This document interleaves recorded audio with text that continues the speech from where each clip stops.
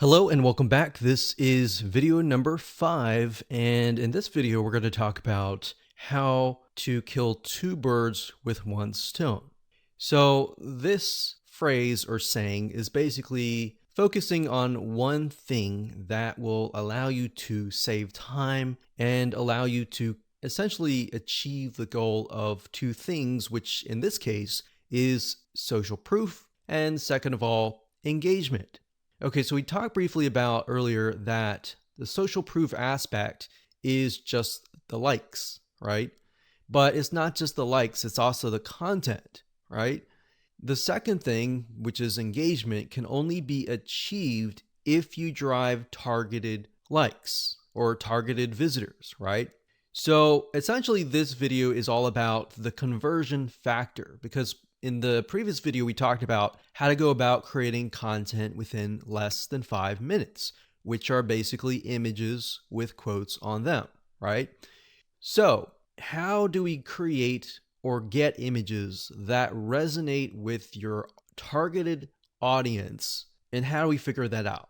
A lot of cases, a lot of times we think, oh, we know that. We know our audience pretty well, and we'll just pick and choose some images.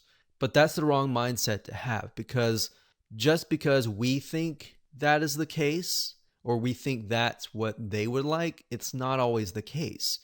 So what you need to do is you need to figure out several different images that might be similar but slightly different.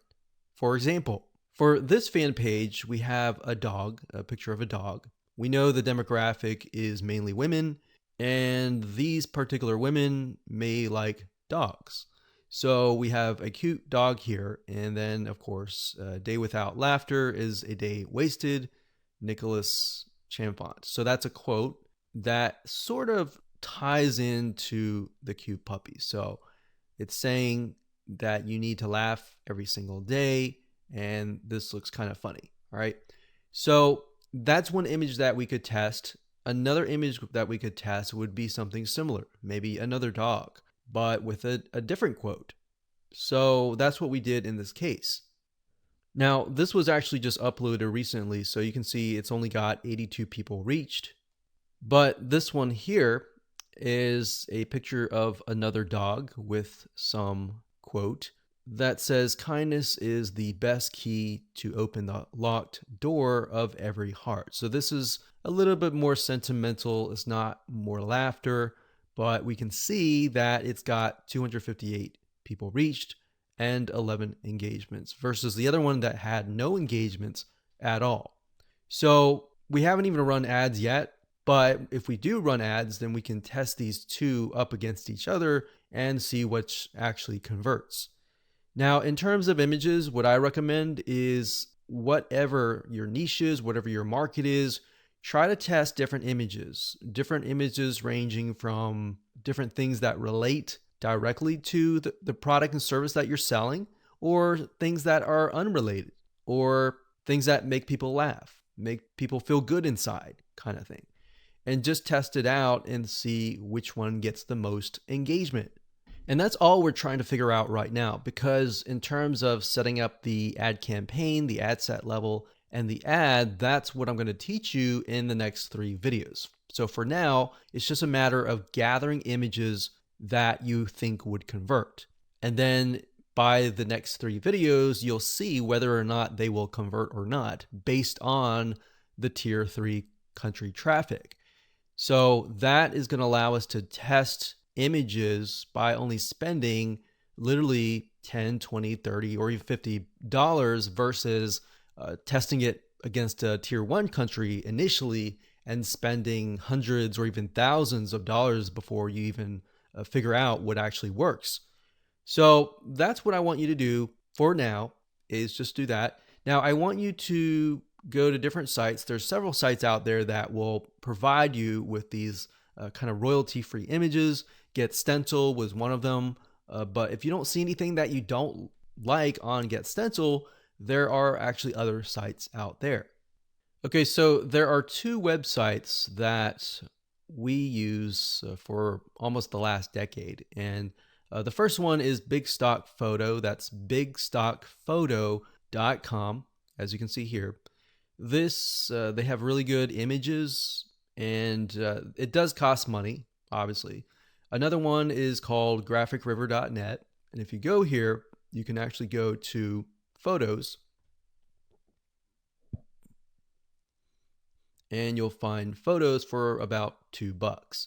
Now, if you're low on money and you want something for free, then there's another site called pixabay.com. And you can go there, you can sign up, and you can find a lot of really good royalty-free images that allow for commercial use. And as you can see, it looks just as good. There's just a more of a limited variety compared to that of like Big Stock Photo or even Graphic River. So now that you have an idea of what to do, which is gather the images, want you to pause the video, figure that out, and then in the next 3 videos, I'm going to show you how to actually set up your ads. Hello and welcome back. This is video number 8, and we're going to talk about how to create an ad. So if you've reached this far, just want to say congratulations, you're almost done. All you need to do is get the images that we discussed earlier and upload them here. Now, because our strategy is to get both social proof, the page likes, and the engagement, which is getting people to interact with your Facebook fan page, not just the likes, because when somebody comes to your page, the likes are the initial attraction, and then seeing people actually interacting with your fan page is the next step. So to do that, what you need to do is when you go to the ad, you can either create a new ad and insert images here, or you can use an existing post. So what you want to do is you want to use an existing post for the majority of time, simply because you want to drive people to that specific post. You want people to interact, and it's a 2 bird with 1 stone. So in this case, you're not just driving people to an ad that is not on your Facebook fan page, but you're instead driving people to a post that is on your page. So you're getting the engagement, you're getting the likes. And the more money you put into it and the lesser you spend in terms of the likes, that will actually help you double or triple the social engagement. Now, you can also create an ad just to test different images as well separately from your post by simply adding the images here, and then down here, adding the text and adding the links. Now, remember, because we are simply sending people to images with quotes on them, the text that you might want to add is something like this, like, hey, if you like a specific hobby, then our community is filled with people just like you, and you're welcome to join. So something of that nature, non-threatening, non-direct. It builds a little bit curiosity and gets them to like. That's the goal, is not to include too much information, but just enough to get people to come, interact, and like your page. Now, what's nice about Facebook is when you enter a bunch of ads. So let's say we enter 5 different images or 4 different images. So we can test 2 to 2 against each other. If we got 4 images, 4 text, 4 links, what Facebook will do is it'll actually rotate them. So essentially you don't want to have too many, because in order to really test them, you're going to need to push a lot of money inside. So what you might want to start out with is 4 images or 2 images or 4, between that range, 2 to 4, 2, 3, 4. And then maybe a couple text, 1 or 2 texts, and then maybe 2 different links. And then let Facebook's artificial intelligence test things out and actually figure out which is actually converting, and then go from there. Once you figured out what is converting, let's say out of the different ads of 4 different images, let's say you got 1, 2, 3, 4, and then 2 of them are doing really well, but then 2 of them are costing $1 alike. In those other 2 cases, if you're getting enough traction from the other 2, you should go ahead and pause those just to see what happens. Now, you want to run them at least for 48 to 72 hours so that you allow Facebook's algorithm to adjust. Because a lot of times you're not going to see results immediately. Sometimes you will, but different scenarios are going to be different. So that's pretty much it. So as a recap, add the images here, add the text, add the links, click continue, and then your Facebook ad will get approved. Now bear in mind that if you're beginning and you're just getting started, it's going to take a lot longer to get approved. But as you get more likes, like your likes go up to 10 or 20,000, and you begin to run more ads and you spend more money, then your reputation will go up and then your ads will get approved. Now that's not a guarantee because no one really officially knows, but this is just based on tests. All right, so I hope you enjoyed that. Just keep it simple and apply it, and there you go. Hello and welcome back. This is video number 7. We're going to talk about how to set up your ad sets. Now, we talked about campaigns briefly before. Ad sets, however, allow you to target specific groups, their locations, their countries, different audiences, their likes, their interests, the budget. You can specify that as well. So when you create different ad sets, you want to make sure that you create a different ad set for a different location. So you don't want to create an ad set with tons and tons of countries together, unless they are perhaps the third world countries. But for the most part, what we like to do is we like to segment and try to create as many different ad sets as possible. That way we kind of get more of a granular view of what's actually converting into page likes. So if we find out that maybe a specific city in a specific country is converting really, really well, then instead of targeting the whole country and losing money that way, you can instead target that specific city. And then your cost will actually drop because the engagement increases, right? So just keep that in mind when you create your ad sets. Now, Facebook is going to ask, what page would you like to promote? So in this case, you want to just click on that and specify that. And if we scroll down, the next section is audience. So we have custom audiences. So unless you are aware of what this is, just ignore it. But basically custom audiences are, think of lists or email lists basically of people that have visited a certain page and hit your pixel. So if you do have a custom audience, you can enter that here. Now, for now, just ignore this. So if we scroll down further, it says location. So people who live in this location, everyone in this location, people recently in this location, or people traveling in this location.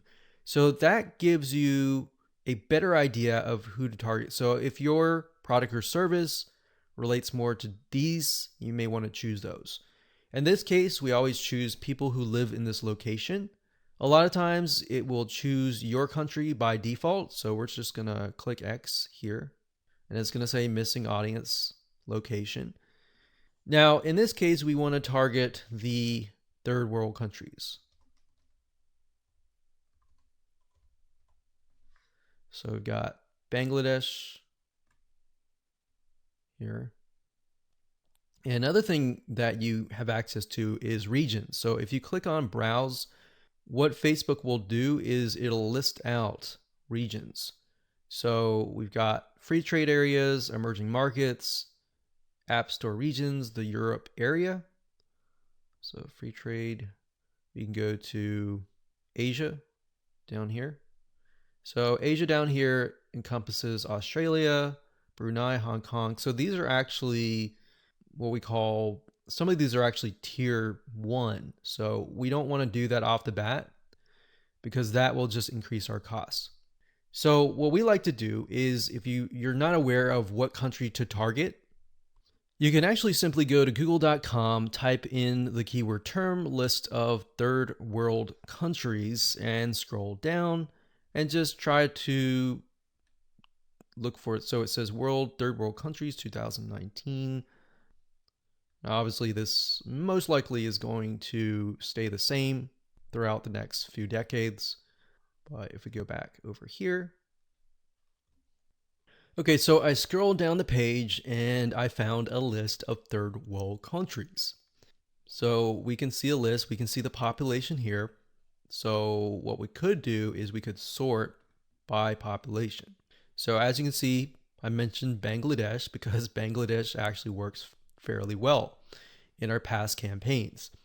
So we've got that, we've got Ethiopia, we got Congo, Tanzania, Myanmar is another one. Let's see, Myanmar. Okay, so when we go back here, we can type in that country and we just click it like that. Now, I want you to know that some countries may not exist. So you might type in some and think, okay, where is it? It's because some of them just don't have access to Facebook at all, or Facebook hasn't been allowed into that territory yet. Now, if you don't want to enter them one by one, you can create a list of them and then enter them and copy and paste them in here by clicking add locations in bulk and going through that process.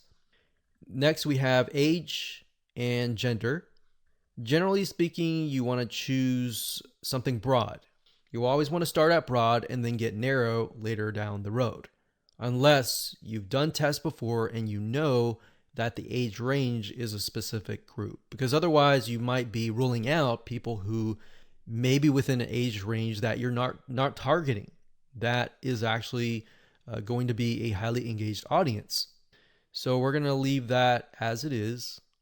Now, languages. Because we are targeting third world countries, we know that a lot of them speak English, but some of them might be getting on Facebook and they may not speak English. So if that's the case, they're going to see your ad and you're going to pay money to someone who you're essentially not going to be able to communicate to. So we enter English here. Next up, we have detailed targeting. This is very important as well because this will allow you to target on a granular level as to what people's interests are. Now, if you're not familiar with how Facebook interests works, this is basically how it works. So Facebook has what we call a Facebook tracking pixel. And these are pixels that are placed by website owners like us on our websites. Whenever somebody visits those pages, they are then pixeled, or Facebook sees them and they see them visiting, let's say, a barbecue website. So the people that you're targeting are actually interested in that particular interest. So there's different things you can target. You can target, we'll just type in motivational. So you can see motivational quotes here. So that's one. Now, if you type that in again, motivational quotes, sometimes it'll give you suggestions and you can click suggestions and it'll give you a list of other similar interests that are directly related to this particular interest. And you can pick and choose those. Now, I want to say when it comes time to analyzing your data, Facebook will actually tell you where the Facebook page likes come from and based on what targeting. So even if you have several in here, it's okay. Next up, you can specify people of specific Facebook pages, or you can exclude people of that particular page. Next up, we have automatic placements. In other words, where do you want Facebook to show your ads to the right people? So automatic placements, what that means is Facebook will use their artificial intelligence to place your ads.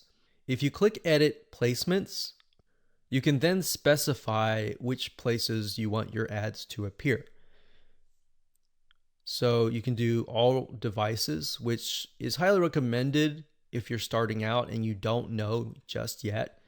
It's better to start general than more specific, because if you start specific, you can't go backwards. It's kind of like taking an image and then making it small and cropping it and decreasing the size and just trying to get back to the bigger size. It doesn't work that way. So you got to start general and then move to specific. So just to keep things simplistic, we usually choose automatic placements because we're utilizing Facebook's extremely smart artificial intelligence. Okay, so we got optimization and spending controls. Usually just keep everything by default and click continue. And that's it. So that's all there is in terms of setting up an ad set. Now we can create an ad, which is the images, the content that you want to essentially put against each other and figure out what is actually converting. All right, we'll see you in that. Hello and welcome back. This is video number 6, and we're going to start the ad creation process right now. But before we do, what I've done here is in the next 3 videos is to break things down as simplistic as possible, especially for those of you who have never run a Facebook ad, or you have and it just looks very complex. So in this video, we're going to talk about campaigns. In the next video, we're going to talk about ad sets. And then of course, video number 8, we'll talk about ads. Now the ads, let's go ahead and click create and I'll explain the structure. So go ahead and click create here. Okay, so now we've brought to a campaign. So here's basically how it works. A campaign, think of it like a folder on your computer or a physical folder or whatever. That's just a big folder. And then within that folder, you have many different folders. Or think of it like this. This is a filing cabinet. And then within the filing cabinet, you have many different folders. And then within each folder, you have many different ads, right? So it's just a way to kind of categorize things. So in this case, our goal is to get more page likes, right? So that's an engagement factor. So we are going to specify and tell Facebook, hey, we want to create a campaign and our objective is to get more likes. That's all. And I'll discuss more about these in the future videos. For now, let's just focus on campaign. So it says, go ahead and choose your objective. So in this case, it's going to be under engagement. So you click that and then next, scroll down. And then Facebook now asks us, what kind of an engagement? Do you want a post engagement? Do you want page likes? Do you want event responses? All right, so in this case, it's page likes. We're going to click that here, and you can name the campaign name here. So what I recommend is whenever you create an ad, to make sure to kind of create a system of your campaign names, because when you begin to create more campaigns, it'll just get confusing. So you could insert things like maybe who you're targeting or what it is. So engagement likes. You could do X fan page, whatever fan page that is, and we can do page likes. That way we know what we're dealing with. So if we're looking through our campaigns and we look at the names of the campaigns, instead of having to go in and try to figure out what it is, you can figure out it all off the bat. Next thing is create split tests. We're going to totally ignore that. We're not interested in that. You can do that later if you want to, but you want to try to simplify things as much as possible. Now, campaign budget optimization. What is that? According to Facebook, it's a system and it's an algorithm that will basically distribute your budget across different ad sets to get more results. And basically you're using their AI or artificial intelligence to figure out, okay, which of these ad sets are converting, and then let's focus on those ad sets. Now, bear in mind with campaign budget optimization, in order for it to work effectively, you will need to increase your daily budget. So right now they say $125, but we recommend probably $10, $20 just to get started right off the bat. Now you can start with $5 if you want to and test how it works. But with the way campaign budget optimization works is it's trying to analyze different campaigns. And in order for you to get enough data, you have to run some money through each and every one of those ad sets, if that makes sense. So Let's say the system has to run it through at least a couple thousand people before it can get the right data. But the way you have to think of it like this, with paid ads, it's all about buying the data. It's not about winning out of the gate. But fortunately, with this strategy here, you can lower your costs. Okay, so at this point, we're just gonna say $10 daily budget. Now you can specify lifetime budget if you want to, but we like to stick with daily budget. The campaign bid strategy, lowest cost, lowest cap. We usually stick with lowest costs and click continue. Okay, so at this point, we are at the ad set level. So I'm going to stop here and pause a minute. And what I highly recommend that you do is try to follow along. Try to create a campaign, choose the engagement, choose page likes, and get to this point. All right, so let's move on to the next video. Hello and welcome back. This is video number 2. And my purpose of this video is to walk you around, show you a real live fan page, and show you the process of why you need to have targeted Facebook fan page likes.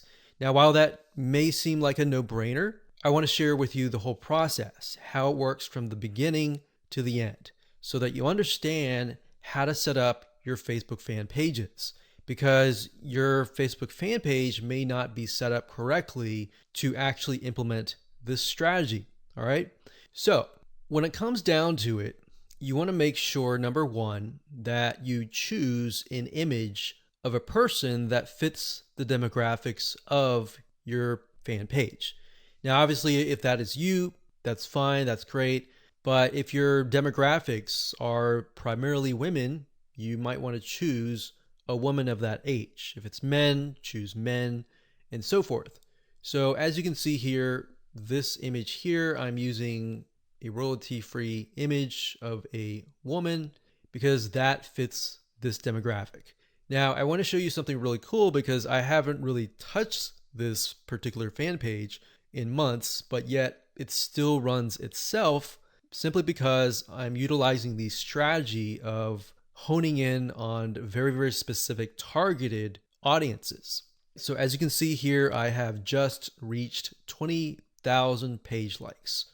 And if it averages out to about a penny a like, then that's about $200. But realistically, when we ran the campaign, it was about 3 cents to about 5 cents. Now, like I said, we haven't really touched this for months and almost half a year, but it still runs itself. Now, as you can see, the content that I'm using, they're basically images with quotes on them. And we chose the quotes that relate to the audience so that it resonates with them. So as you can see, 120 people were reached, 3 engagements, and this was actually released just a couple hours ago. And here's another one. So as you can see here, this was released actually a couple days ago. Another quote on an image. You can see 182 people were reached, 2 engagements, and 2 people liked this particular content piece. So what I'm showing you is, and I want you to understand, is that once you run these like campaigns, even if you stop them, because the traffic is so targeted, the engagement continues on. So it's kind of like a snowball effect. It just keeps rolling and rolling and rolling. And the $200 that you invest for the 20,000 or the 10,000 likes, that will continue on and on for months to come. So I want you to understand and be able to see that in the future so that you understand that, this is not just a one-off thing and it's just gonna tank kind of thing. Now, in terms of how to create these images with the quotes, I will actually show you a tool that we use that you'll be able to get the quotes and you'll be able to get the images, and it's just a matter of clicking a few buttons and you'll be able to create these tiny pieces of content really, really fast. What we found through testing is that most people, once they visually see something and they see a quote that resonates with them and the quote relating to the image, it actually creates an impact. It makes them intrigued. It gets them to engage. So we'll talk about that in future videos, but for now, I really just wanted to show you that what we do here is we run an ad campaign and we target people specifically towards this image. Now, when we create the campaign, which I'll show you in just a minute, we don't target just one generic thing. So we actually target, typically we do research and find out, is there a business, is there a software app, is there a website that relates to this here? And then we target that audience with something motivational like this. And what ends up happening is Facebook notices, there's an engagement, and there's even engagement even after the ads are finished running. So that means that this fan page must be good. It must be having a good experience to get people to come and back. Here's another example. So I went to the notifications, and as you can see here, it is actually November 30th as I'm recording this, but you can see that it's November 12th, 12th, 12th, 12th, 12th. So this obviously attracted somebody who might have been the person who clicked on the ad, or it might have been the friend of the friend. You see, so a lot of times people share motivational quotes or something that resonates with them, and then the snowball effect just continues. So even if you get 10,000 likes, that 10,000 likes could multiply to 15 or even 20,000 likes over time. Now, obviously, there is going to be a drop off if you haven't touched it for months or even years. But the point here is that if you do have the ad campaigns running, you should just continue that snowball effect. Now, on top of this, I want to mention that when it comes to running ads, a lot of times if you find that an image resonates with that of that country, that specific niche in that country. So even if it resonates really well with people in Bangladesh, and then you find that it resonates with another third tier country, that's a good sign, because now you're able to test what images actually work and what images don't work, and which images are actually converting into page likes. So that's something that we figured out. So instead of trying to test things in the United States of America or United Kingdom or Canada up front, because what will end up happening is you'll spend thousands of dollars trying to test things out, trying to figure things out, versus you're testing pennies of a dollar with these penny likes, and you're testing images to see which one works. And then you take that information and then you set it up and you target it towards a tier 1 country.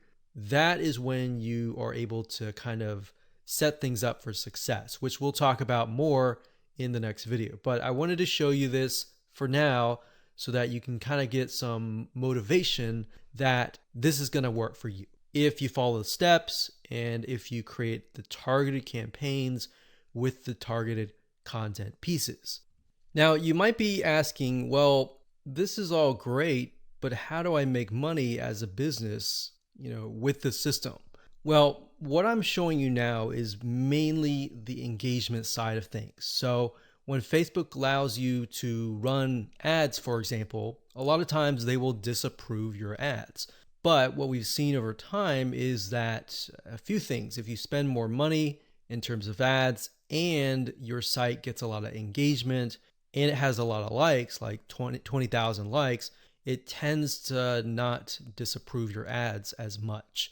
So that's just something that we found over testing. So instead of spending thousands of dollars figuring that out for yourself, you can learn that from us. So think of this kind of like the engagement machine and the social proof and authority building machine.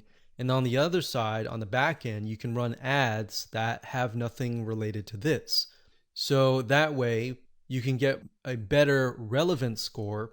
Basically what that means is that you're driving ads, you're driving traffic, people are coming to your Facebook fan page or your ad and they're engaging with it. And we'll talk more about how what we're talking about here, this strategy creates a winning strategy for you in the next video. Hello and congratulations on getting access to this video course on Facebook page likes.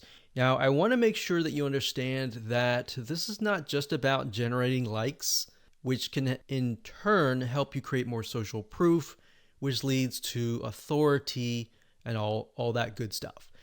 This goes beyond that. This also helps you with engagement levels, which Facebook, when they look at your Facebook fan page, obviously they care a lot about how people interact with your page and how good of an experience that they have. But I'm going to talk more about that. We're going to talk about how to utilize all of what we're going to teach you to create a winning strategy. You see, a lot of people tend to make the mistake of running ads in a tier 1 country immediately. So we're going to talk about that in just a minute. But a tier 1 country is basically like the United States, United Kingdom, Canada, Australia, and a lot of the big countries that have big economic growth. So this is video number 1, and let's first talk about mindset, quality versus quantity. Now, I know this might seem like a no-brainer, but this is actually something that is commonly overlooked when it comes to this topic. A lot of people have this misconception that they can buy Facebook fan page likes and get a bunch of fans. Now, that might have been the case back in the day, but if you do that, unfortunately with Facebook, you can get your Facebook fan page banned or totally removed, and you don't want that. You want to make sure that you get quality likes.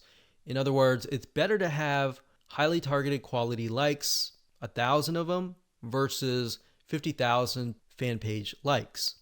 So that's what we're going at here, and we'll dive into it in a lot more detail in just a minute. But I want you to realize that whenever you drive quality traffic and quality likes, it's going to cost you a little bit of money. All right, so that's just a quick reality check. It's not going to cost you several hundreds or thousands of dollars. It's just going to cost you about $50 to $100. So you need to keep that in mind whenever dealing with Facebook ads. It's going to cost money. Now, the downside with targeting tier 1 countries in terms of Facebook likes is it can cost a lot of money. It can cost anywhere from 10 cents to 50 cents a like to even several dollars. So how are we going to get around this? The strategy here is that we're going to be using and targeting tier 2 and tier 3 countries to achieve these goals. Now, what do I mean by that? Tier 3 are third world countries like Bangladesh and a lot of other ones. We'll list them out just so you can see them.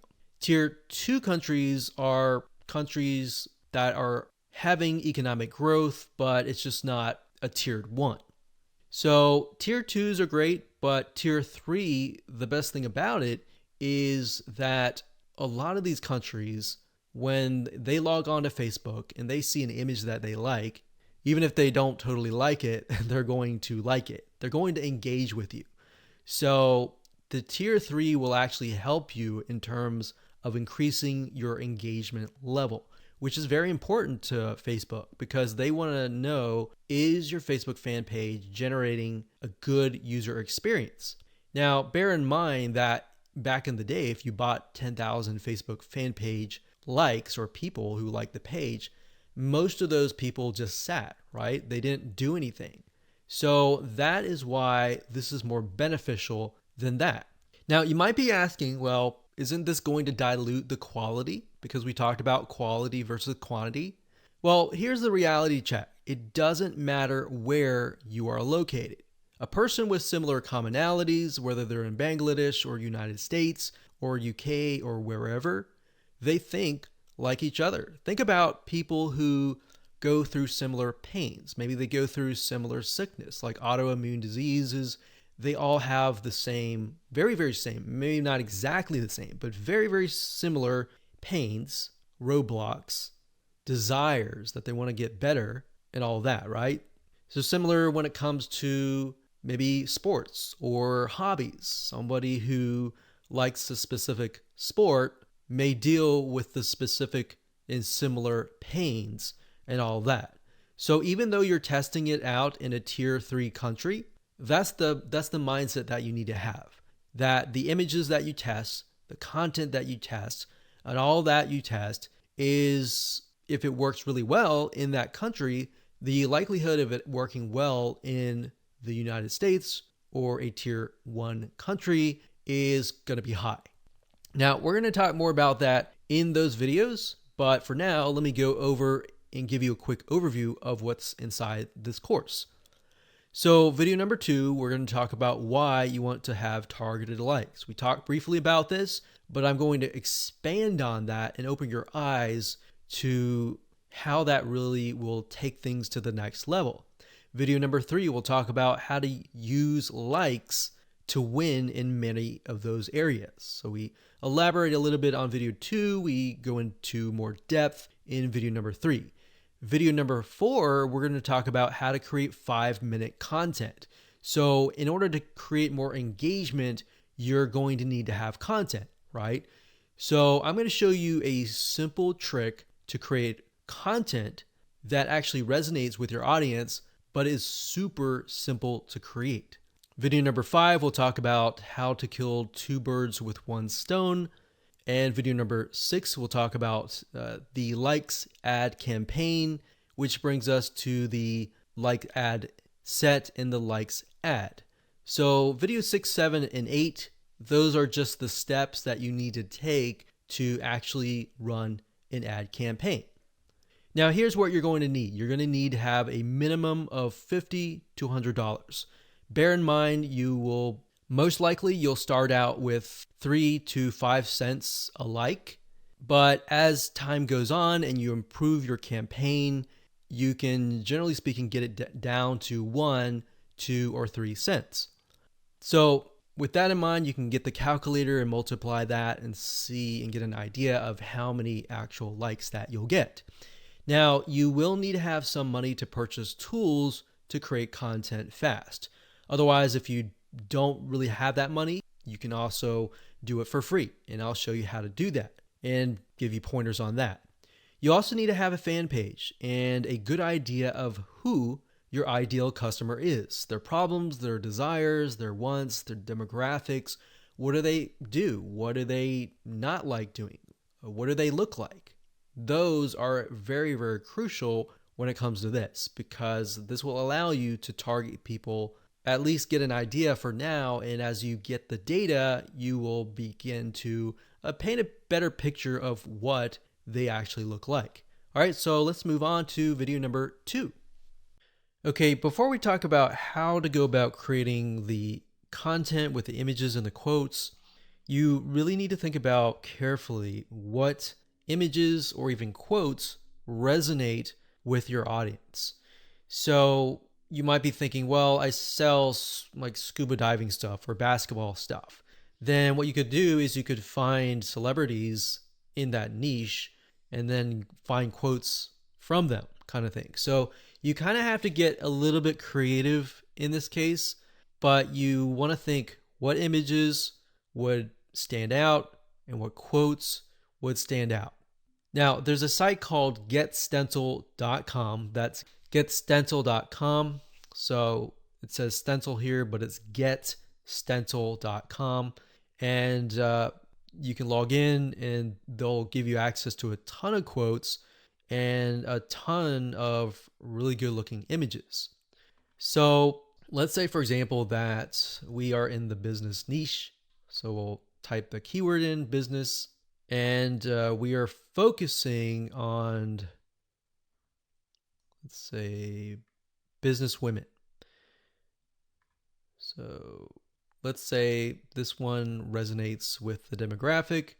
So what we want to do is we want to click it like so. We can move it around. And of course, we want to delete the other text, put it down here.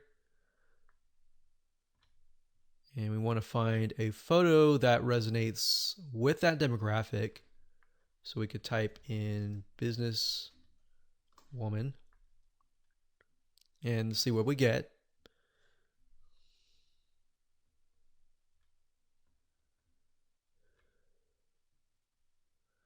So we could use something like this, maybe. Now, obviously that you cannot read that, so you're going to need to play with it a little bit until the text fits in like that.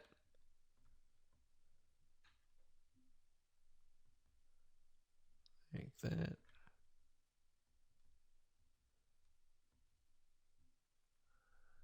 and maybe the size is just too big, so we get that there, and then maybe we put that here like that.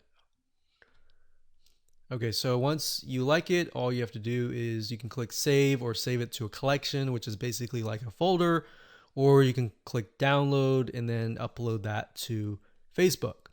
Now, what's really cool about ссᵃᵏ is they have a feature where once you have all the images created, you can use their share feature and right click and connect it to your Facebook fan page. So within ssᵃᵏ itself, you can actually share the image instead of having to log in to Facebook and do all that. You can also hire a freelancer you can say, I want you to log in every single day at this time, this such and such time, and then do a share from ssᵃᵏ and go from there. So that way people are constantly engaging with your content. Now, something that we found that works really well is to get an idea of kind of a central location or a central time that might be midday or during a certain time where your audience is free, and then post during that time. So that's it. That's all we do is create images that resonate with the audience, and then words, whether they're quotes, whether you can find them here or elsewhere on Google. And that's all we do. Take these, create these content, create hundreds of these images, and then just post them on a daily basis. One thing you want to do is, and keep this in mind, is to be consistent. People like consistency because it's predictable. So if you upload an image, make sure you do it every day. Or if you communicate with them and say, we're going to upload every other week or every week, you don't want to do every other week. That's too long. But every other day kind of thing, or twice, 3 times a week. So that is how to create the very, very simplistic 5-minute or even less content. And that's all we do. So you don't have to get fancy. You don't need article content or anything like that. Your whole goal right now is to build engagement and build those fan page likes and show people that are looking at your page like, hey, this is an engaging, and people are getting engaged, people are active, come join this community. Because a lot of times if you're looking at a fan page and it's all empty, then you're not going to want to join. But if you see a lot of people, communicating, commenting, liking, sharing, psychologically you think, oh, there must be something interesting, right? So that's it. And let's move on to the next video. Hello and welcome back. In this particular video, we're going to talk about how the likes that you generate are going to help you create a winning strategy. So I gave you kind of a bird's eye view of how it can help you build social proof, engagement, authority, and then expand to testing different content pieces, and then of course applying that to tier 1 countries.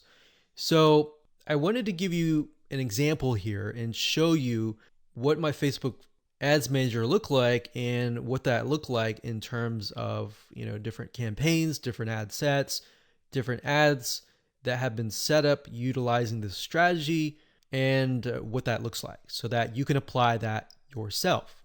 So I wanted to show you real quick. These different rows are showing different countries. So you can't really see it now, but as I scroll down, you'll see it in just a minute. So generally speaking, we'll run daily budgets of about $1 to $5. Now you can see some of these are getting 29 likes, 221 likes, and then you can see the results. And then of course you can see the cost per result. So some of these are getting about 9 cents a like. And then some of these are getting 3 cents or 1 cent. And then some are getting, 34 cents. Now I want to be transparent and honest and say that the majority of times you will not start out of the gate with a campaign that is getting you 1 cent or even 3 cents per like. Sometimes you do, sometimes you don't. So this is when it comes down to testing different images. You see, a lot of times when you're trying to figure out what actually resonates with your audience, it's really hard, right? If you're doing like search engine optimization, it's kind of hit or miss. You're guessing and trying to figure out what is actually resonating with people. And a lot of times, because SEO takes time, it takes sometimes months to about 6 months, you may never even know what is working and what is not working until half a year later. But with paid ads, yes, you do have to spend a little bit of money, but what you're trying to do here is you're buying data. So I want you to understand that when you run ads, you're not necessarily trying to get a result right away. You're trying to see where the market goes, where your audience goes in terms of steps. Okay, they take a step, they like your page. What next? Do they like your page? Do they not? Is there a reason why? Does the sales copy or the words that you use resonate with them? Do the images resonate? Do they not? So I briefly touched base on this previously, but being able to test things out with pennies is a lot better than having to spend dollars, right? Or pounds or euros. So as you can see here, if I scroll down, you can see that for some of these, I've targeted the US and gotten it down to about 7 cents, which is not bad. But as you can imagine, if I tested it out, like over here, this is US stores, it would have been about 34 cents just out of the gate, or even more. Sometimes it would be actually $1 per like. So if I scroll down here, you can see Asia. This encompasses Asia, excluding Philippines. And I got about $1 daily budget, 8,371 page likes.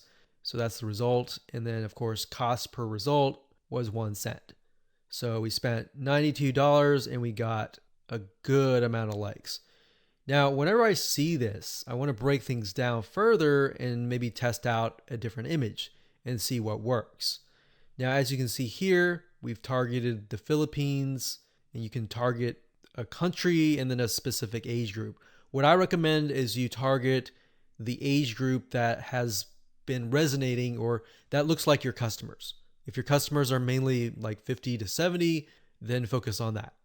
But at the same time, you don't want to disregard potential audiences that might be interested in your product. So as we scroll down here, we've got Philippines, 3,848 likes for about 2 cents. So we scroll down further. When it says third W, that's third world countries. So those are tier 3 countries. And I basically just took a bunch of third world countries and just put them all into one campaign.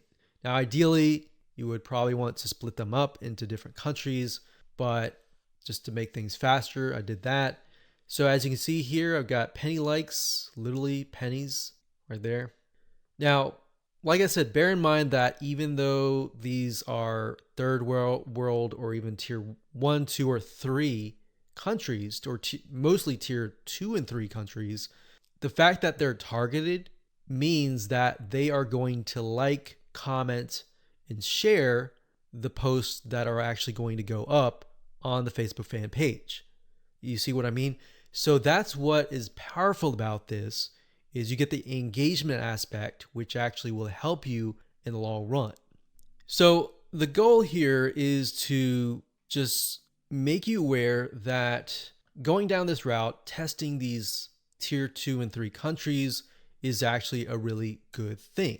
And that is something that your competitors are not doing. A lot of times they'll disregard it because they're thinking, well, it's not targeted. I'm not targeting, people overseas or anything like that.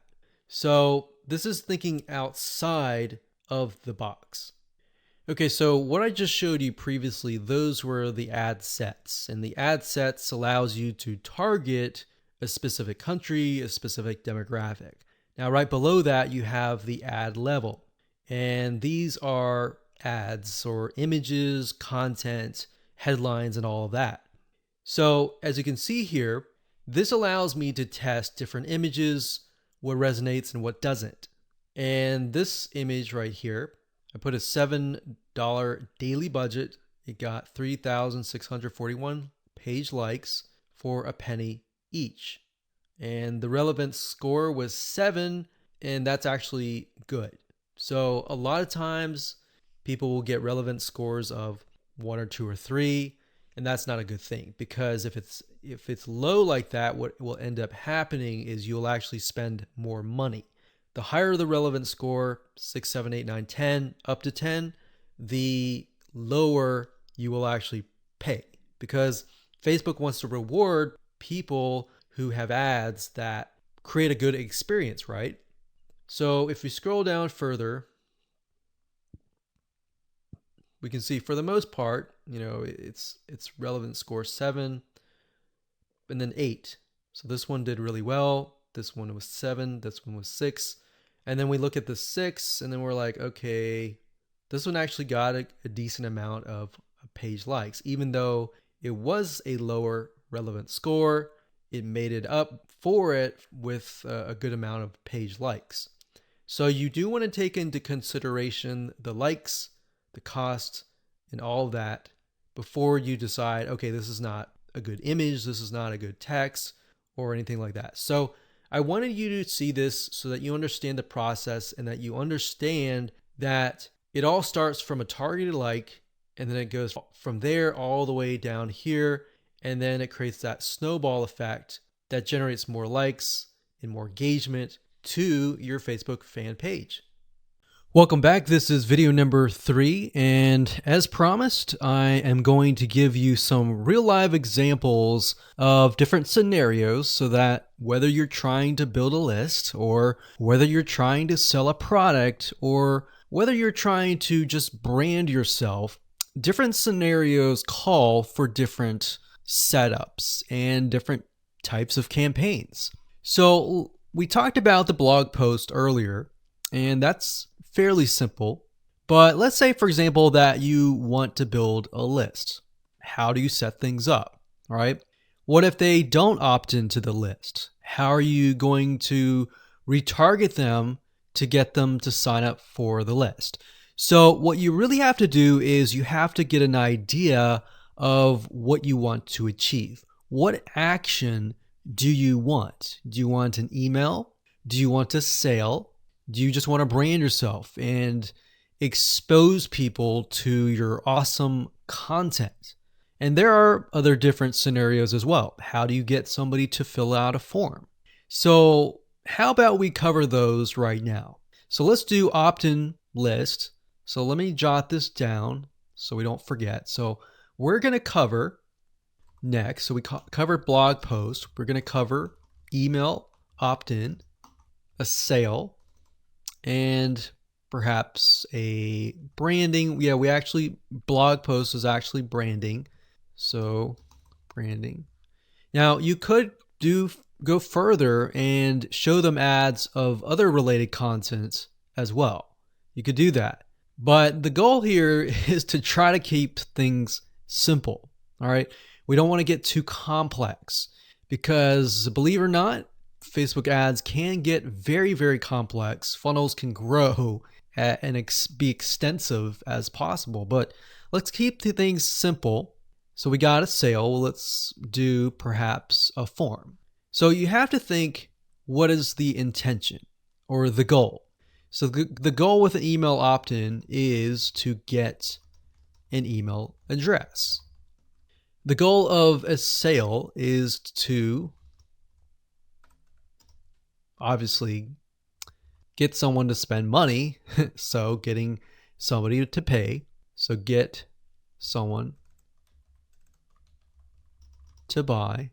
And then with the form, you want somebody to fill out the form. Now you also have to think, okay, what happens when somebody completes the email? What then happens? How do you convert? And how do you track that conversion so you don't show a Facebook ad to somebody who has bought, right? So it's kind of an if, then, else. If this happens, then this happens. If this doesn't happen, then this happens, right? So let me explain. Let's do an email opt-in. All right, somebody comes to a landing page. So we'll call this an email capture page. And then, of course, there's going to be a Facebook pixel on this email captured page. Now, I'm going to remove these because it's going to get a little bit longer. And I'm going to delete this. I'm going to actually copy this back, but we're going to move this over here.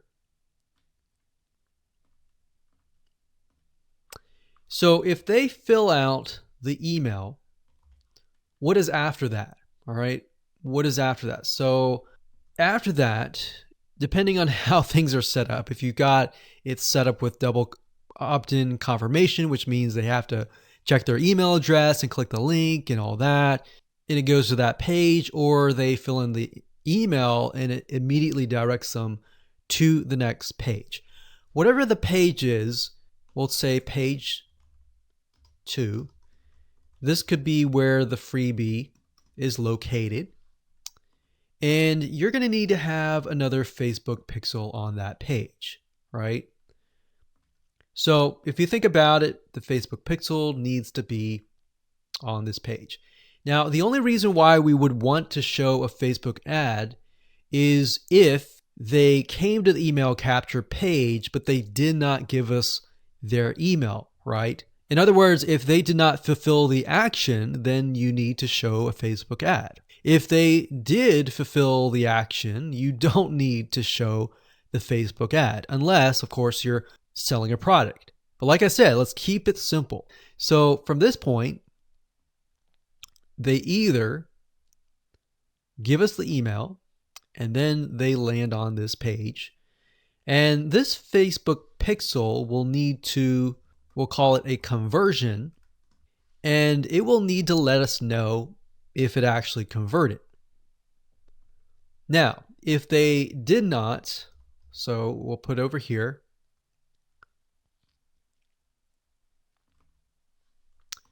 did not give email.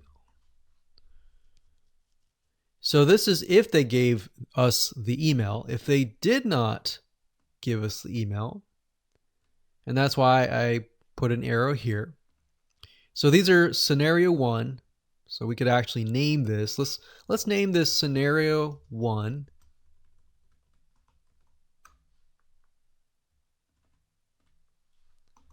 In scenario 2. And obviously scenario 2 doesn't have a page or anything. It's just merely they exited this specific page. If that's the case, we want to retarget them, right? So we are going to say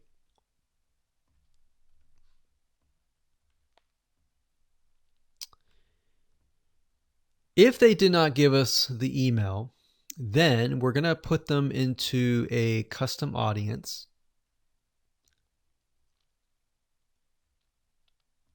So in certain respects, what it's going to do is if somebody visited this page, but they did not visit this page, then we put them in a custom audience. If they visited this page and this page, then we do not retarget them. Now, it's going to be a little bit more easier to understand when I visually show it to you. But I just want to give you a bird's eye view here. So at this point,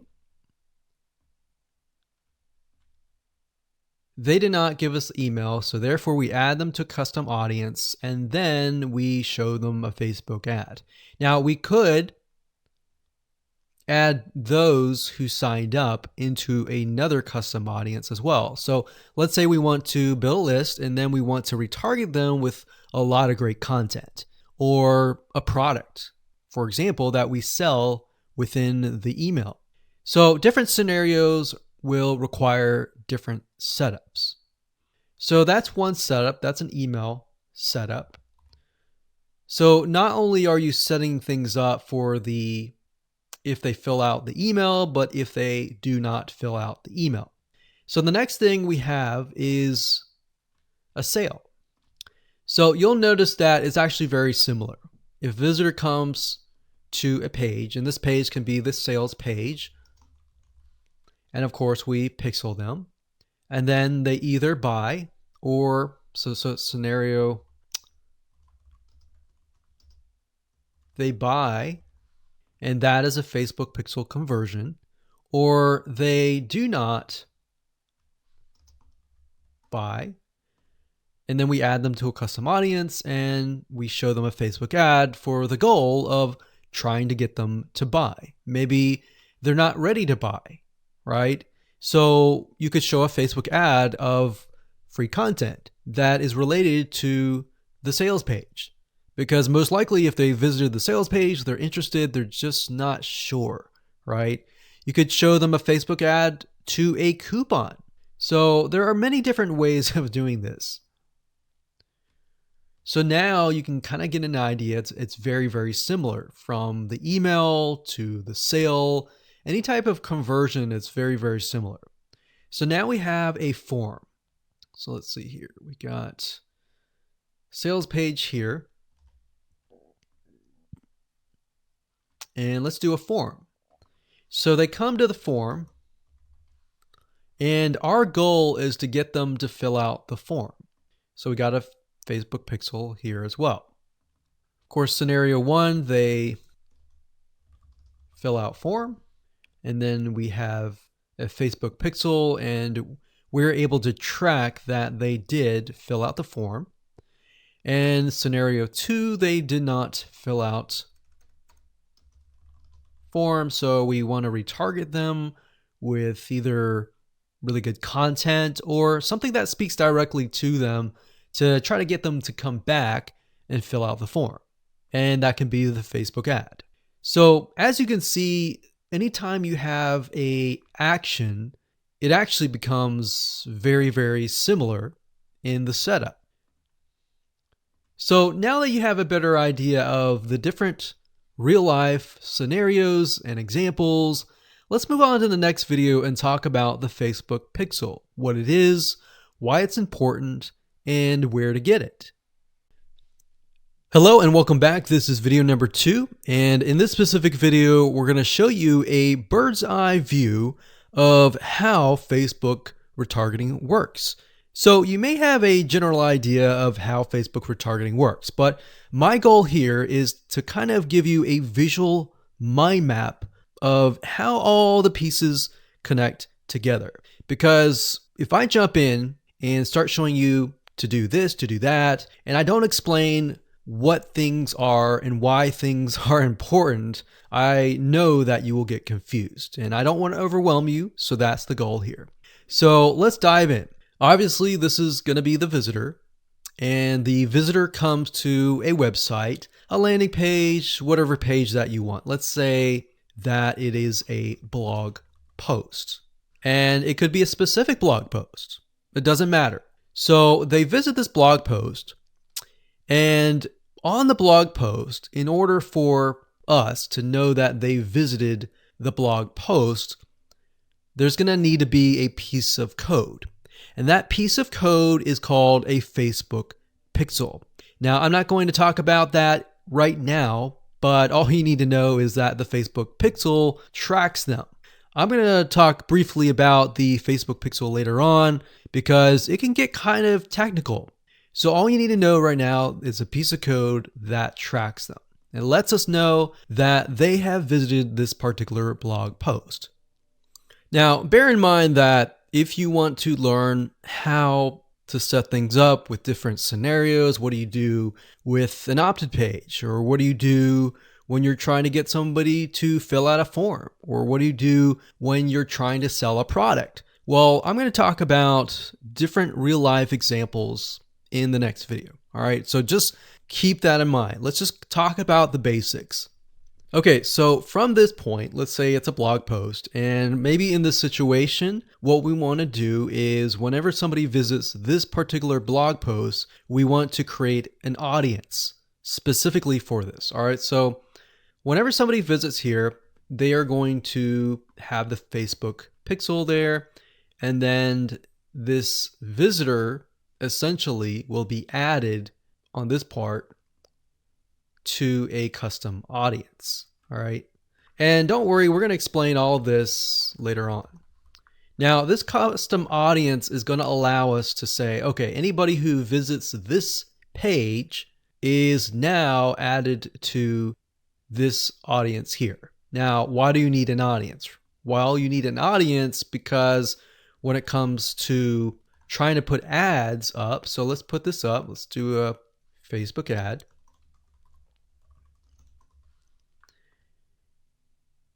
We have to find a way to show this ad to this audience. So obviously from the custom audience here in the Facebook ad here, directionally, we are going to show the Facebook ad to anyone who visited this blog post. So this is a very, very basic Facebook retargeting. So let me repeat this. Let's do a recap. A visitor comes to the blog post, and this piece of code is just happens to be on this blog post, which will allow us to know, okay, this person visited it and they're segmented into this audience, and therefore we then show them Facebook ads on Facebook to this custom audience. So that is a very, very basic scenario. Now, it can get a little bit more tedious if you add more things like email opt-ins or everything else like that. But I just want to start with the basics. We'll talk about more about real life examples in the next video. Now, what you will need to learn is the Facebook pixel, how to use it, how to set up different things like triggers, different ways to work with variables. And the Facebook pixel is just more than a piece of code. It can track when somebody visits a page. It can track when somebody buys a product. It can track when somebody opts in. So in other words, if you want to know if a conversion happened, then you will need the Facebook pixel again. So the Facebook pixel is essentially a piece of code that is on your whole website, and based upon where they land, where they convert, it is all recorded.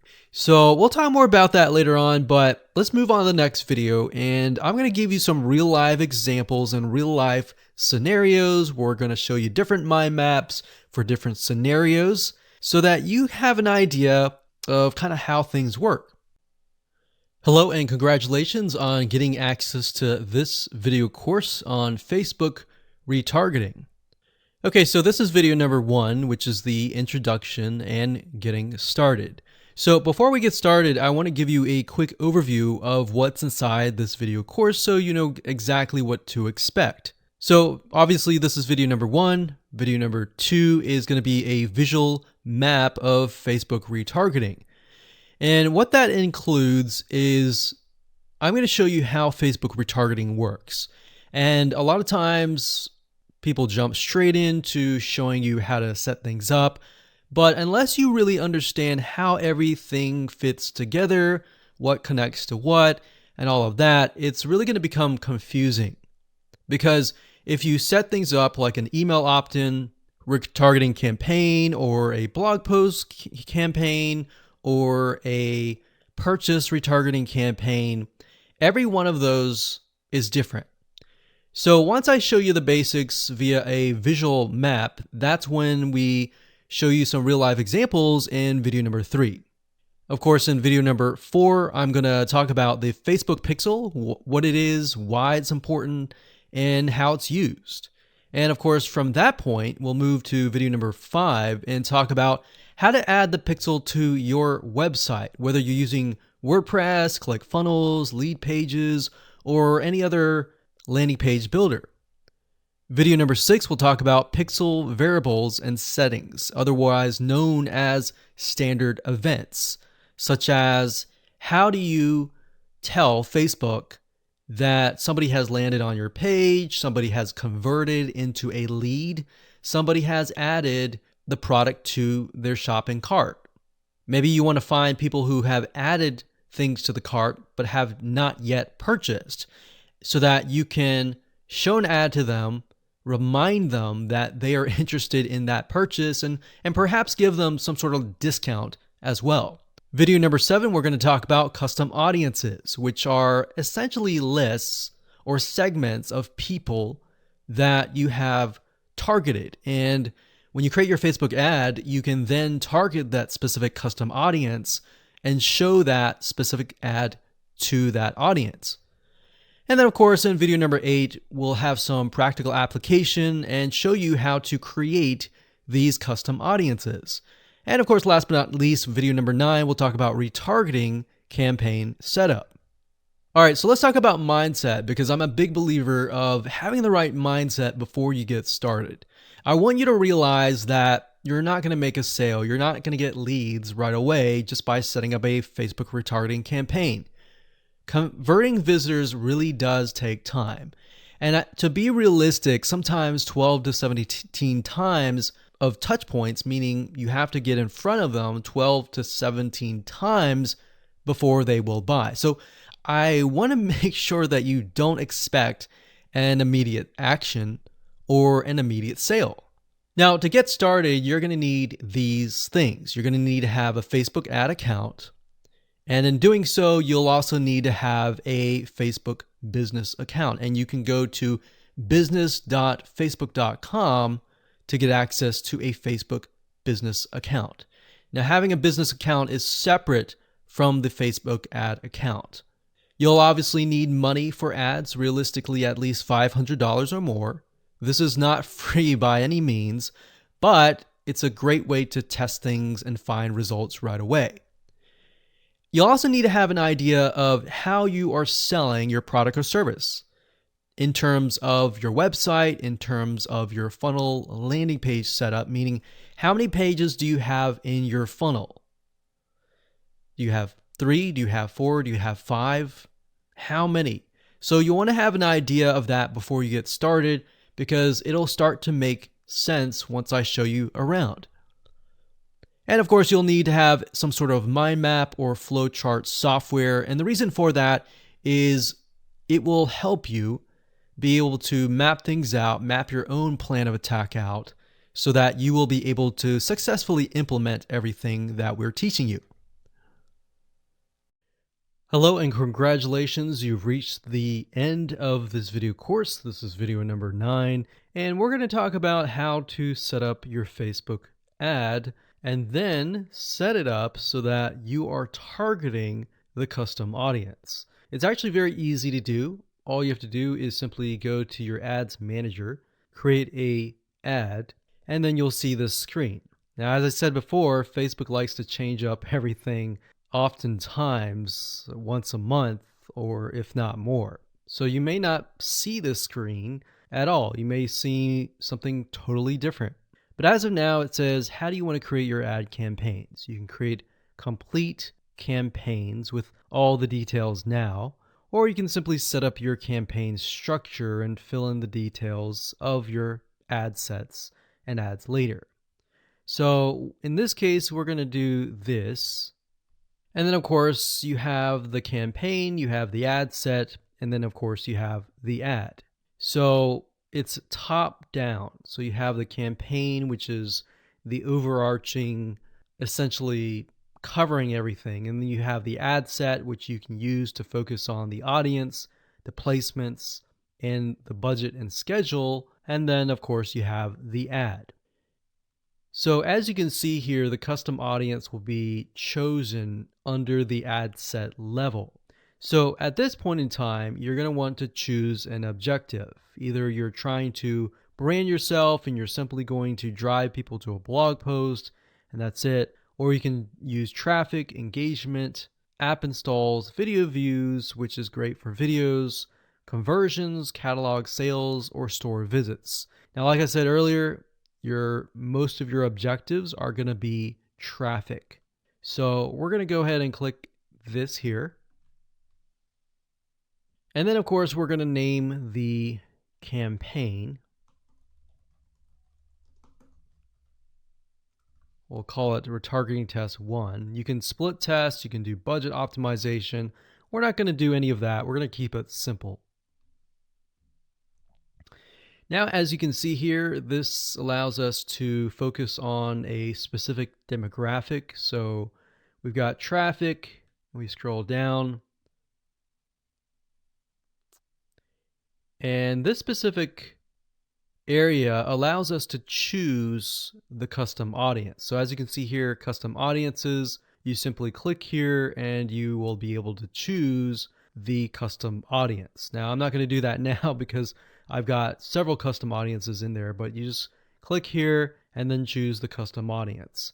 And it's really that easy. Now, location allows you to specify a specific location. So if you want to do custom audiences, anybody who visited a specific page, but is also located in the United States and is within the age bracket of, let's say, 20 to 30 or even 60, and we only want to focus on men or women, and we only want to focus on a specific language, or we want to do all.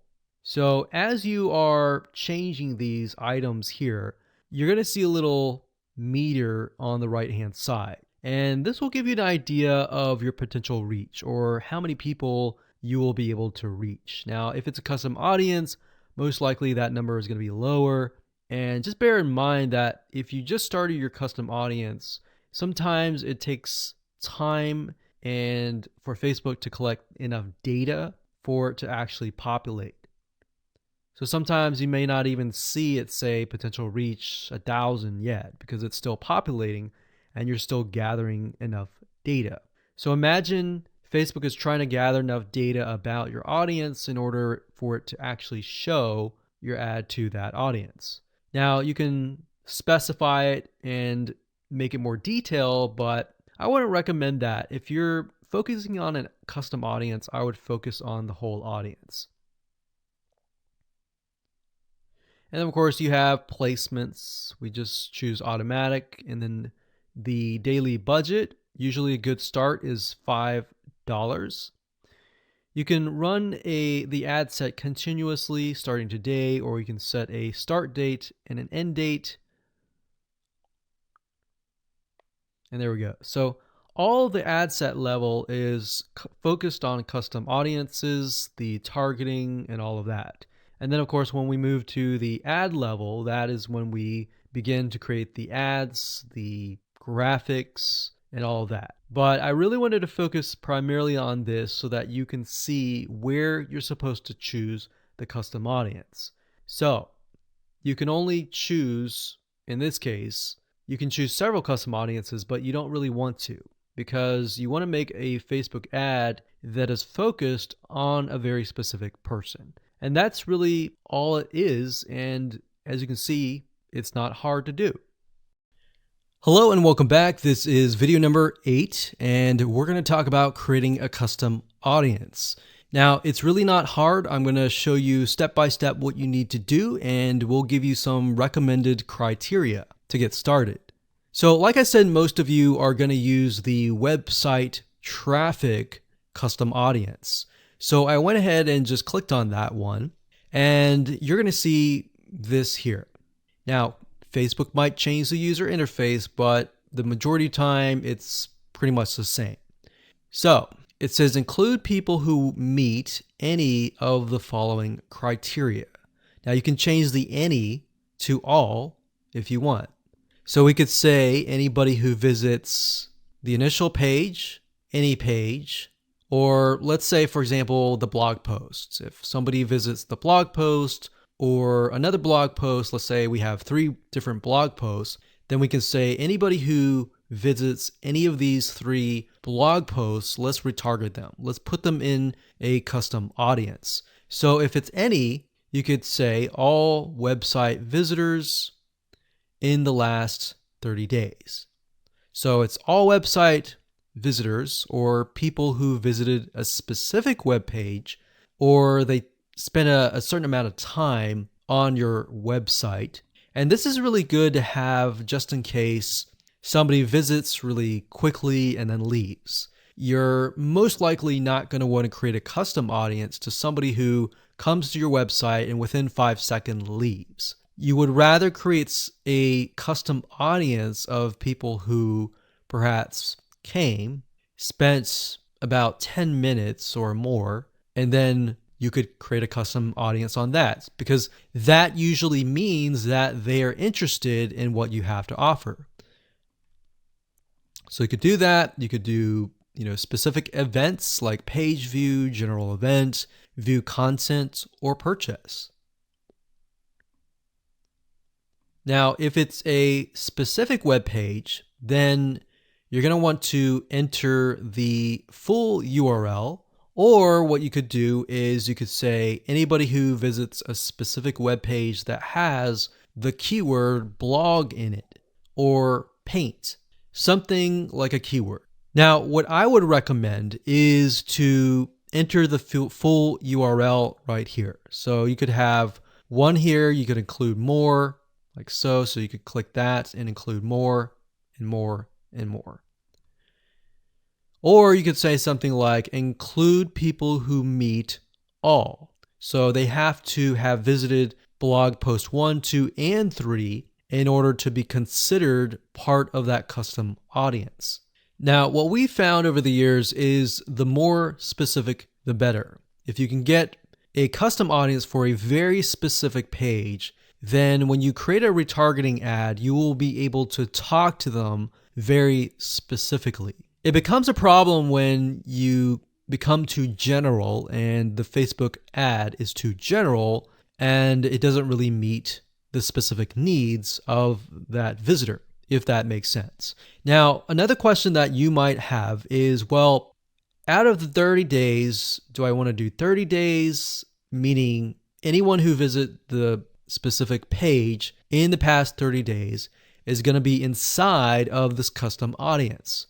Now, the maximum time is 180 days, so you could do 180 days. But I am going to warn you because the majority of people who come to your page are not going to remember you past 7 days. So, keeping that in mind, you may want to stick with 30 days or less. And if you think about, if you go to a web page, a lot of times you're not even going to remember it even 30 days down the road, unless it's a review page for a product that they are interested in or a product that they might be going to buy. So it really depends on the specific page that they have visited. Maybe they clicked add to cart, but they did not purchase. If that's the case, they're most likely going to remember it. But past 30 days, that becomes an issue. And if that becomes an issue, your conversions are not going to be there and they might click spam, which can actually hurt your Facebook ad. So bear that in mind whenever you're creating these custom audiences. Now you can also exclude. So you can say anyone who visits these pages, but I don't want to include maybe the third blog post. So I want to say anyone who visits the first 2 blog posts, but we're going to exclude the third one. You click exclude and you simply do the same thing and you enter the web pages there. So when you're done and you're ready, simply click on audience name, enter the name of the audience. Now, one thing to keep in mind is when you name the audience, name it something that you are going to remember and use a naming convention that you are going to remember. A lot of times it's easy to just name it anything that you want. But as you begin to build more custom audiences, you're going to forget. That's reality. And that's it. Hello and welcome back. This is video number 7. Let's talk about custom audiences. Now, when I showed you the visual mind map of how everything works and the different scenarios, we talked about custom audiences being an ad targeting option that lets you find people who either took an action or either didn't take the action that you wanted. So as you can see here, according to Facebook.com, a custom audience is an ad targeting option that lets you find people who already know your business on Facebook. So with that said, to get here, all you have to do is up the top, click this, and then click audiences. And then you'll see a drop-down menu that says create custom audience.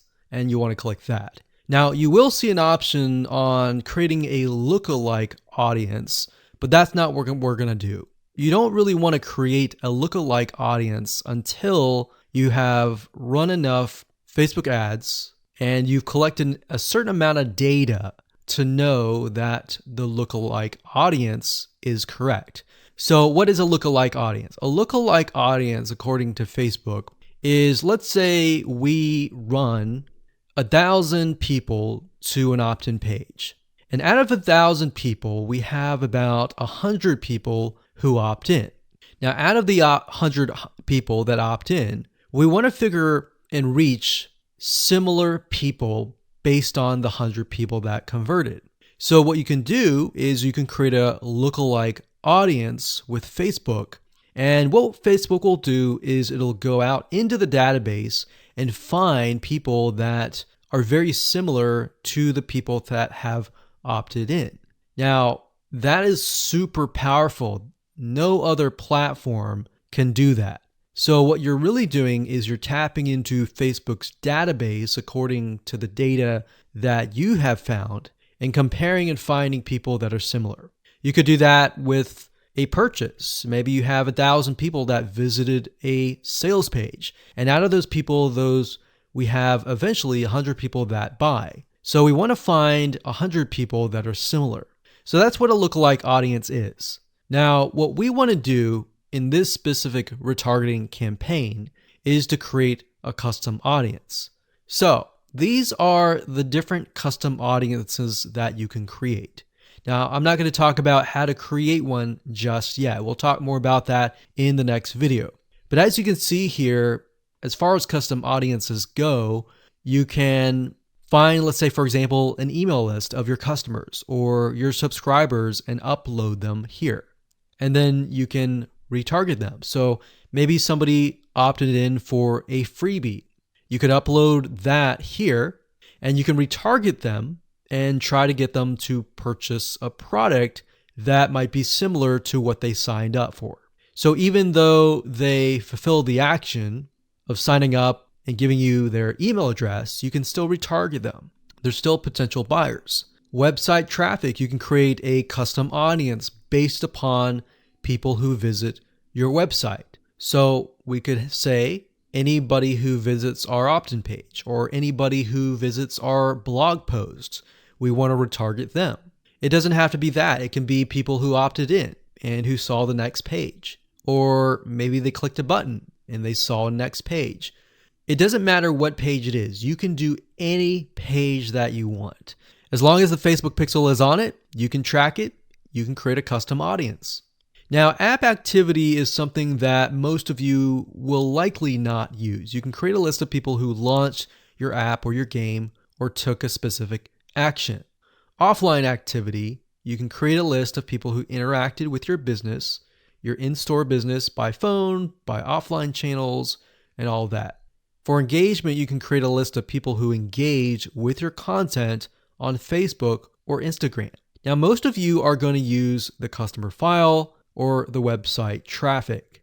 Very, very few people actually use the app activity or the offline activity unless you have a local business. So one of these two, most likely you're going to start out like this if you don't have a list. So you'll start here. So now that you understand the different types of custom audiences that you can create, without overwhelming you, let's move on to the next video and we'll talk about how to create the custom audiences correctly. Hello and welcome back. This is video number 6 and we're going to dive into the Facebook pixel and talk about the different variables and settings, which according to Facebook is also known as standard events.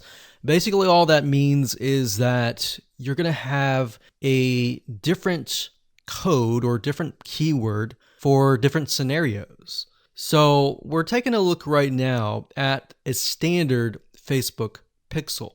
Now I've blurred out or put X's in the area of my Facebook pixel ID. So you know that this is going to be your Facebook pixel ID. Now, if you go to facebook.com and you look for their standard events, you're going to see a list of different event codes. So you can see add to cart. This can track anytime somebody adds an item to the cart. So if you're selling maybe physical items or e-commerce or even digital items and they add it to the cart, you want to use the standard event code here. And what that means is you are going to take this code and put it in your pixel code, and then you're going to put that code on that page. You have another one called Add Payment Info. This tracks when the payment information is added in the checkout flow. So you're going to add that to that specific page. Now, some of these will relate to you, some of them will not. So you can see complete registration. This is great for if somebody is trying to fill out a form and you're trying to get them to fill that form out and you want to track, did they fill that form or not? If they didn't, then this code would not be triggered. If they did, then of course they would land on the page after they fill out the form, and you would put that code on that page. We can see contact, which is if they went to a contact page and they contacted you, you could put that on the code and on that specific page. So as you can see, there are tons and tons of different standard events that relate to different actions. So we have donate, we have find location, we have initiate checkout, we have lead. Lead is whenever somebody signs up on your email list. Or they could be a form submission. They could sign up for a trial. They could land on a specific page where you would deem them to be a lead. And you would use that code right here. And then we have purchase. They also have a code for that and a value. So if you're using USD in the United States of America, and you would put the number here. So if it was $47, you would put 47.00 USD. If you were not using USD and you were using your own country's money symbol here, it could be Canadian, it could be AUS for Australia. You could put that here. And then we have schedule, we have search, we have start trial, we have submit application, we have subscribe, we have view content. So view content could simply mean they're viewing a special piece of content. So it could be something like the blog post, right? So we could send them to the blog post. You would make sure that the pixel code has this specific code in it. So why don't we go back to the pixel code and let me show you what you need to do. So let's say, for example, view content. So you're going to highlight this, click copy, and then you're going to go back to the pixel code here. And the only item that you want to change is this item here. So where it says FBQ, parentheses, track, comma, page view, we're going to remove that, and then we're going to put that here. So in this case, it's view content, and page view is going to be removed. So what we're going to do now is we're going to take this code and put it on the special piece of content page where we want to track it. Now, if it's a lead, we simply remove this and type lead. Now, when you run your Facebook ad campaign, what's going to happen is in the campaign, you'll see these keywords. So you can also put your own keyword as well. And it's going to tell you the keywords, how many people visited it, and all that. And you yourself will know, okay, so this many people out of 100 people came, 10 people, 10% became a lead. So you'll see leads 10. And that will give you an idea of what is actually converting. So let's do something else. Let's go back up here and let's do purchase. So we're going to copy this. We're going to go back here. And instead of a lead, we're going to copy and paste this here. And it says track purchase value. Let's say it's $47, and that's all you need to do. And you're going to need to take this piece of code and put it on the page that they see after they purchase. So whatever page that they are sent to or redirected to immediately, you need to put that piece of code on that page. Now, let's say, for example, that we have a funnel and the funnel is an opt-in page. So in that case, the opt-in page is going to have a pixel code and the track will be something like this.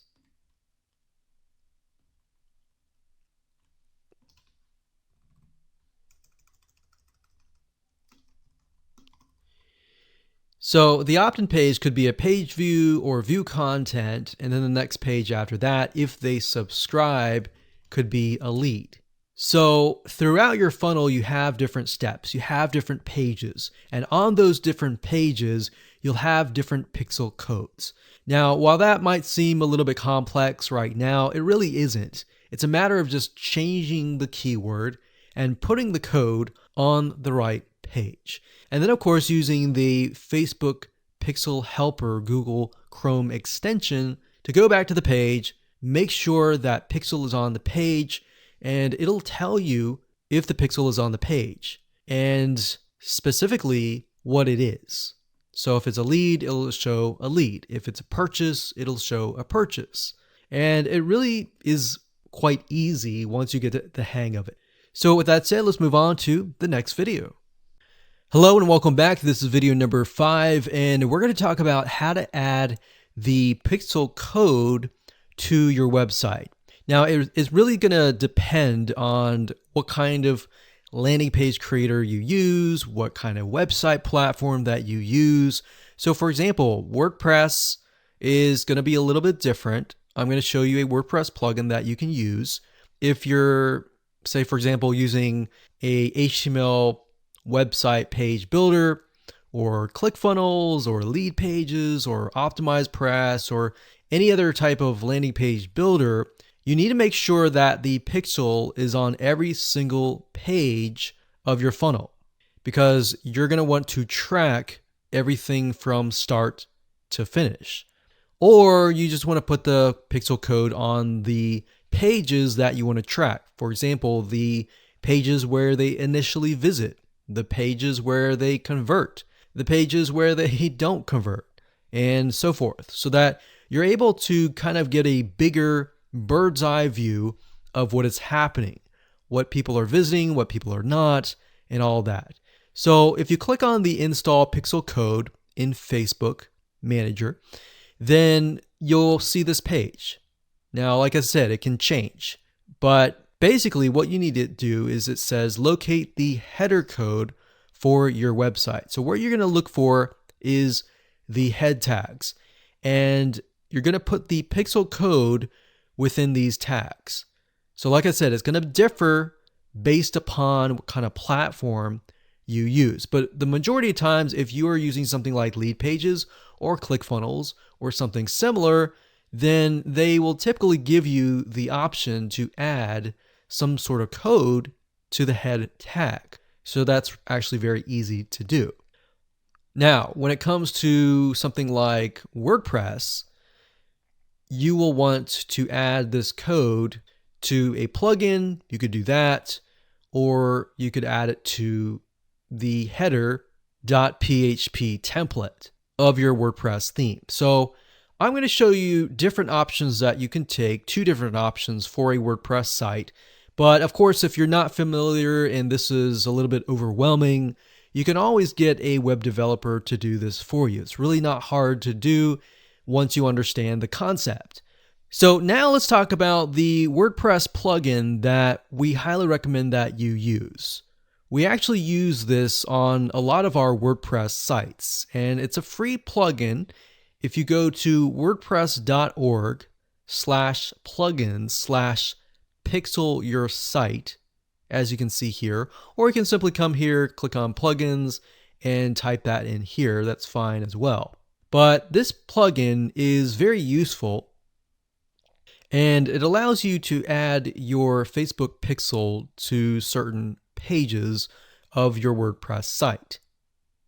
So it's a matter of just simply installing the plugin, grabbing your pixel code, and adding it to the settings area. So it's very, very easy if what we talked about before, it seemed a little bit daunting. Now, once you have everything installed, the next thing you're going to want to have is you're going to want to install a Google Chrome extension called the Facebook Pixel Helper. And the reason why you want to install this is because you want to make sure that the web pages that you're inserting into Facebook actually have the Facebook pixel. You definitely don't want to assume that it is installed and set up your campaign, pay the money for the Facebook ads and realize, oops, it's not there. So this is another free plugin for Google Chrome. And if you're using other things like Safari or Firefox, you can probably go and Google Facebook Pixel Firefox or Facebook Pixel Safari. But for Google Chrome, this is what we use.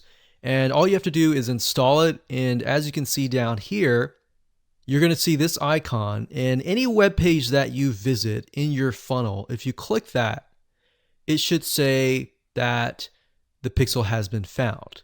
If it has not been found, you either need to reinstall it, showing what we talked about earlier with the WordPress plugin and all that, or even just hiring somebody who knows how to do that. And it's really not that hard. But this is going to make your life a lot easier. So again, go to Google, type in Pixel Helper Chrome extension, and you'll get this right here. And that's really all you need. All you need to do as a recap is, number one, install the pixel in the head tags for any web page that you want. And number two, get this Chrome extension so that you're able to test and make sure that you've installed the pixel correctly. So now that you understand how to add the pixel to your website, your WordPress site, or your landing page builder, let's move on to the next video and let's talk about the Facebook pixel variables and the different settings of the pixel itself so that you're able to track, you're able to see what is converting and all that. Hello and welcome back. This particular video is video number 4, and we're going to focus on the Facebook pixel. So we briefly talked about that earlier, but before we dive in, I want to say that you will need to have a Facebook business account. So to do that, you'll need to go to business.facebook.com. That's business.facebook.com. You'll need to create an account so that Facebook knows that you have access to certain ad accounts. So with a business Facebook account, you are able to not only access your own account, but you'll also be able to access anyone else who gives you permissions to do so. Now, as far as the pixel goes, once you have created an account, what you'll need to do is up at the top, you'll see this events manager and you'll see this / icon. You'll click on that and then you'll click on the all tools down here and then you'll click on pixels right here. Now, bear in mind that Facebook oftentimes will change around their user interface. So if it doesn't look exactly like this, then look around and you'll likely find the pixels. Now, like I said, Facebook changes their user interface a lot, sometimes every month, sometimes very frequently. So just keep that in mind. So what you need to do is simply go to pixels right here, and then you'll land on this specific page. Now, as I briefly mentioned earlier, a Facebook pixel is merely a piece of code that you put on your website. And we'll talk more about how to add that to your website, what are best practices, and all of that. But basically all you need to know is the Facebook pixel is a very powerful piece of code that allows Facebook not only to see who visits your website, who converts into a sale, who converts into an email opt-in lead, who perhaps fills out a form, and more. It also collects a lot of data about the visitor, who they are, what sites they visit, and a lot more data. In fact, Facebook in itself has so much data that as far as being an advertiser, it enables you to reach more people that are actually interested in what you have to offer. So that's basically what a pixel is. And to set it up, all you have to do is go to this page, click on Setup here, and it'll give you different options. So you can either click this here to manually install the code yourself, and it'll basically give you a piece of code that you will install. Or as you can see here, it says Facebook Pixel currently integrates with these platforms here. So you can click that. and it'll allow you to add it to these locations here. And if you are not a web developer and you have a web developer and you prefer to send that information to them, then you can click email instructions to the developer. Now, we're going to talk more about this in the next video on how to get the code, how to add that code to your website. If you're using a WordPress website, what kind of WordPress plugins should you use? And we'll talk more about that in the next video. 4 tips to turn cold leads into paying customers using Facebook ads. In this presentation, you're going to learn how you can turn cold leads or people who don't know your business into paying customers just by using Facebook ads. Selling products or services to a cold audience is difficult. These people don't know who you are. They don't have a relationship with you, and they don't trust you yet. But with the right strategy, you can turn your cold leads into warm and hot leads. Here's how. 1. Choose the right advertising objective. There are quite a few objectives to choose from on Facebook ads. But when targeting a cold audience, it's best to choose either brand awareness or reach to help generate interest for your business.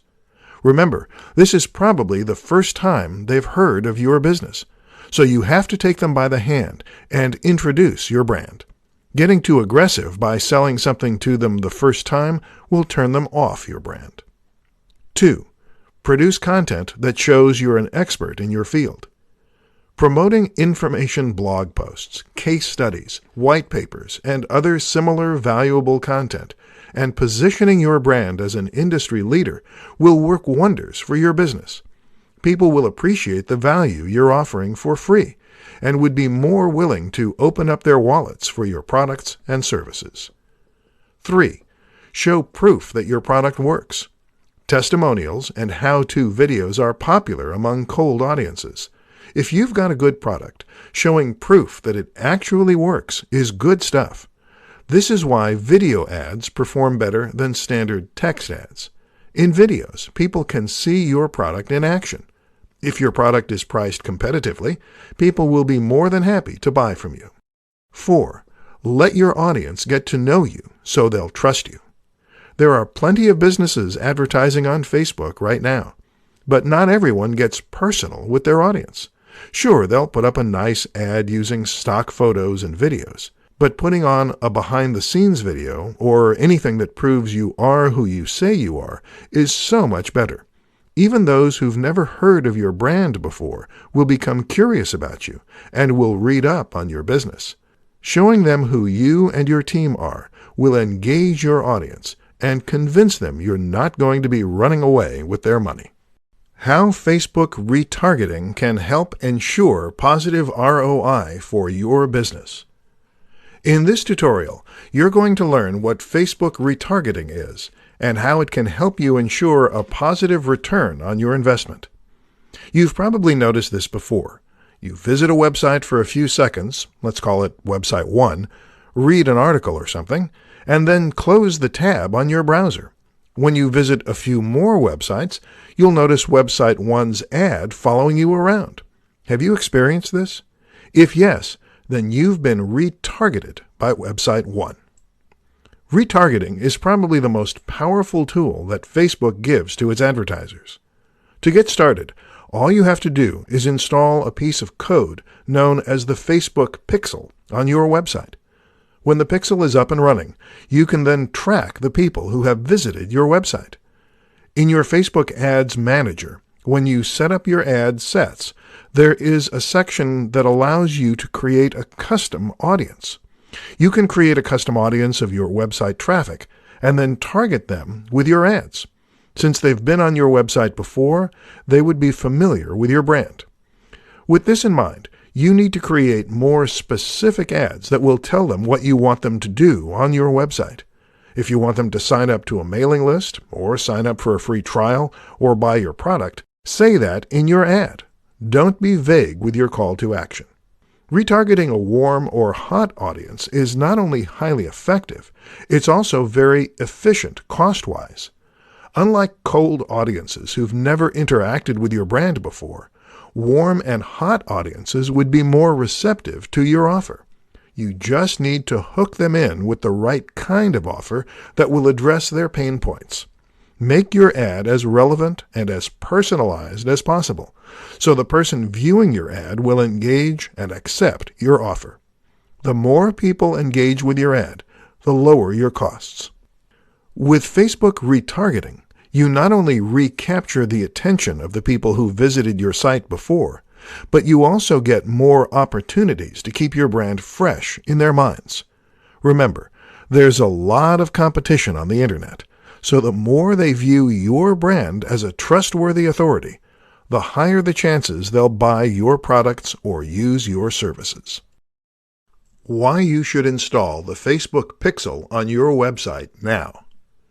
In this presentation, you're going to find out why you need to install the Facebook Pixel on your website, even if you have no plans for advertising on Facebook anytime soon.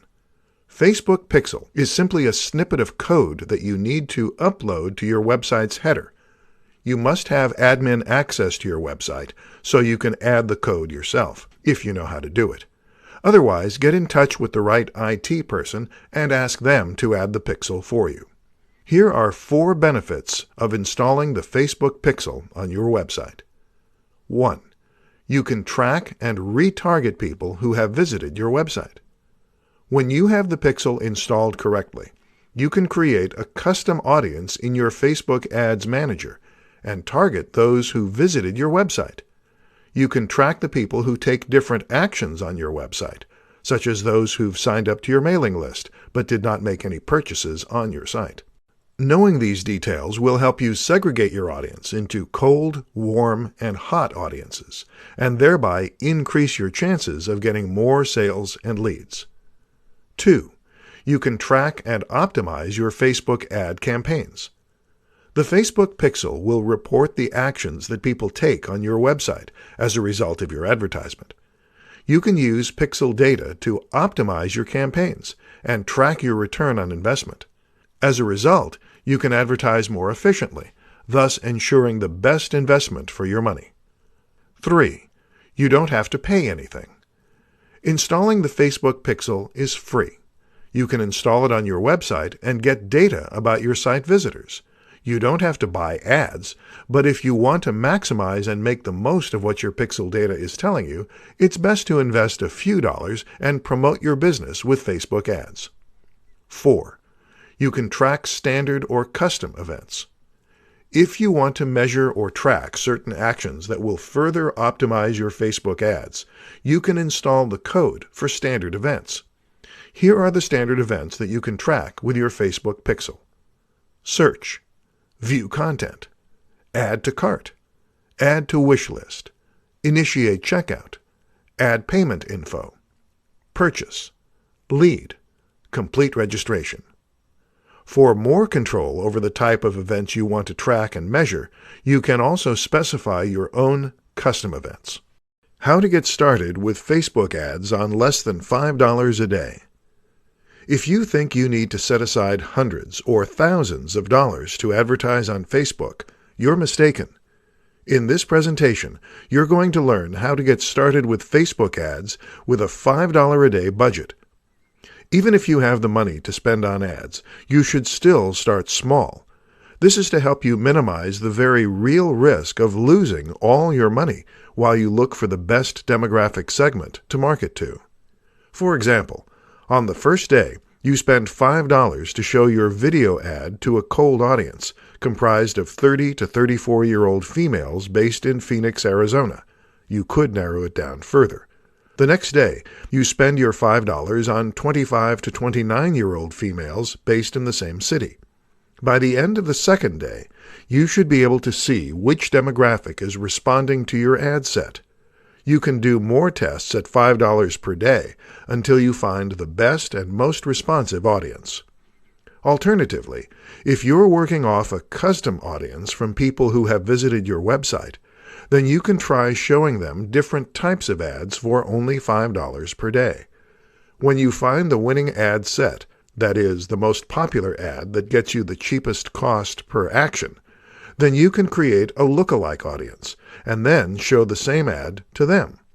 At $5 per day, this will translate to $150 over the course of 30 days. It's not a lot of money, but if you test everything, you will find the winning ad set soon enough. The point is, you don't have to go broke just to find what will work best for your business. If you try to advertise on other platforms, $5 is not going to get you very far. But with Facebook ads, there are plenty of case studies on the internet of people who have struck gold and seen returns anywhere from a few 100% ROI to several 1,000% ROI. When you see profit coming in from your Facebook ads, you can reinvest it to show your ads to more people. In a short period, you can go from $5 per day to $100 per day and further increase your chances of pocketing even more profit for your business. Top 7 Facebook advertising facts you probably didn't know. With over 2 billion people actively using Facebook every month and thousands more signing up every minute, it seems that everyone who's ever been near a computer or smartphone knows what Facebook is. But you probably don't know the 7 Facebook advertising facts we're going to be sharing with you in this presentation. 1. You can advertise on Instagram. Instagram was bought by Facebook in 2012. If you'd like to promote your ads on Instagram, you'd need to do so via Facebook ads. You can choose the Instagram option in the Ad Placement section of Facebook Ads Manager and Power Editor. 2. Facebook ads are way cheaper than Google AdWords.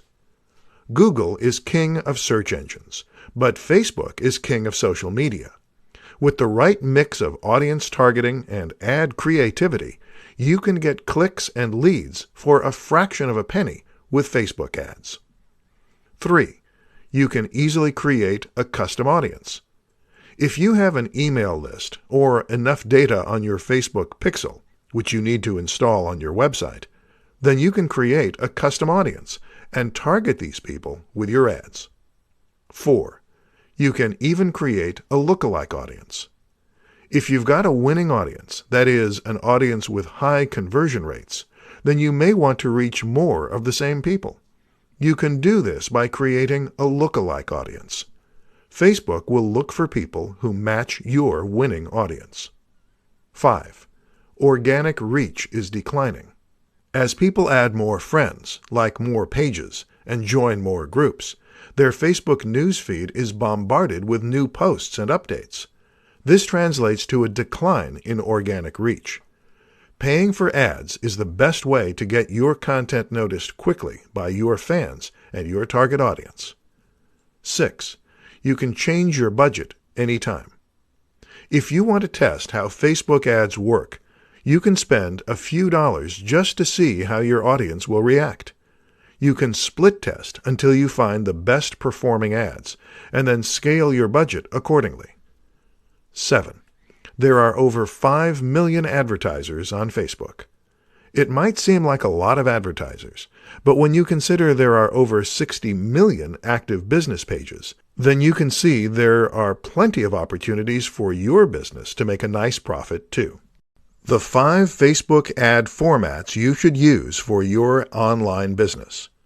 When advertising on Facebook, you can choose from many different types of ad formats. But which ones should you use for your online business?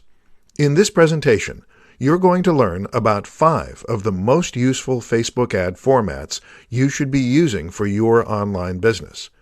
You can use a combination of these formats, or you can split test and see which produces the best results. 1. Video ads. One of the most effective and cheapest advertising options on Facebook is video ads. If you've got an interesting story to tell, or a product or service you know will benefit your target audience, then you should try using a video ad.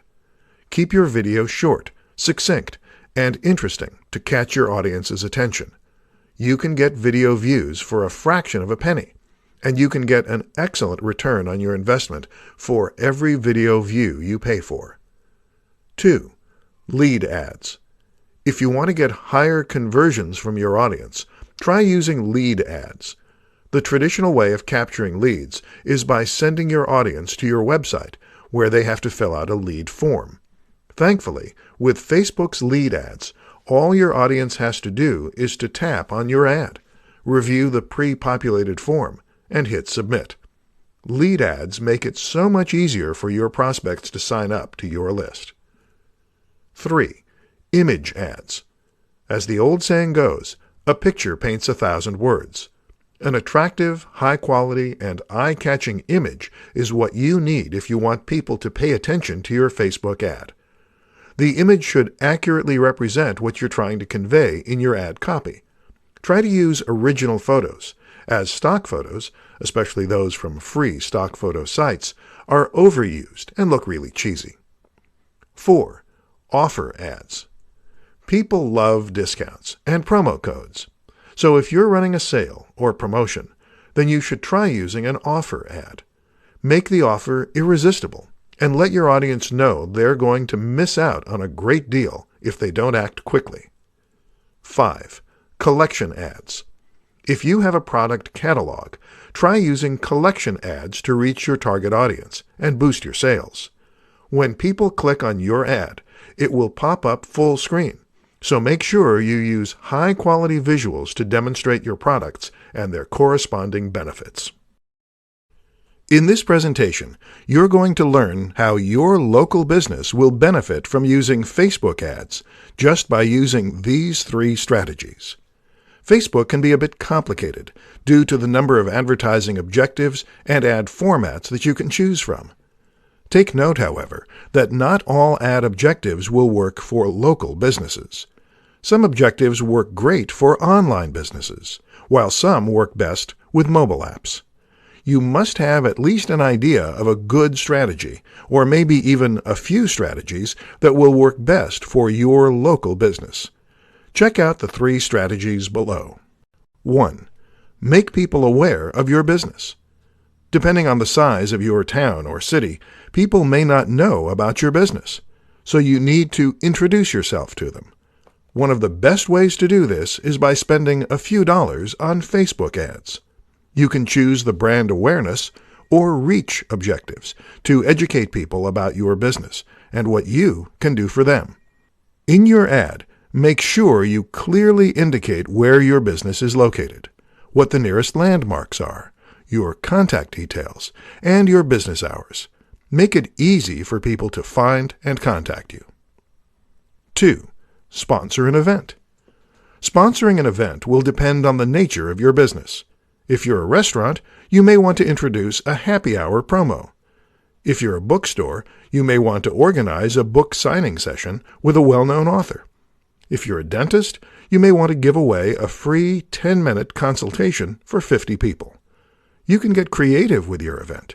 You just need to make sure you're appealing to the right audience.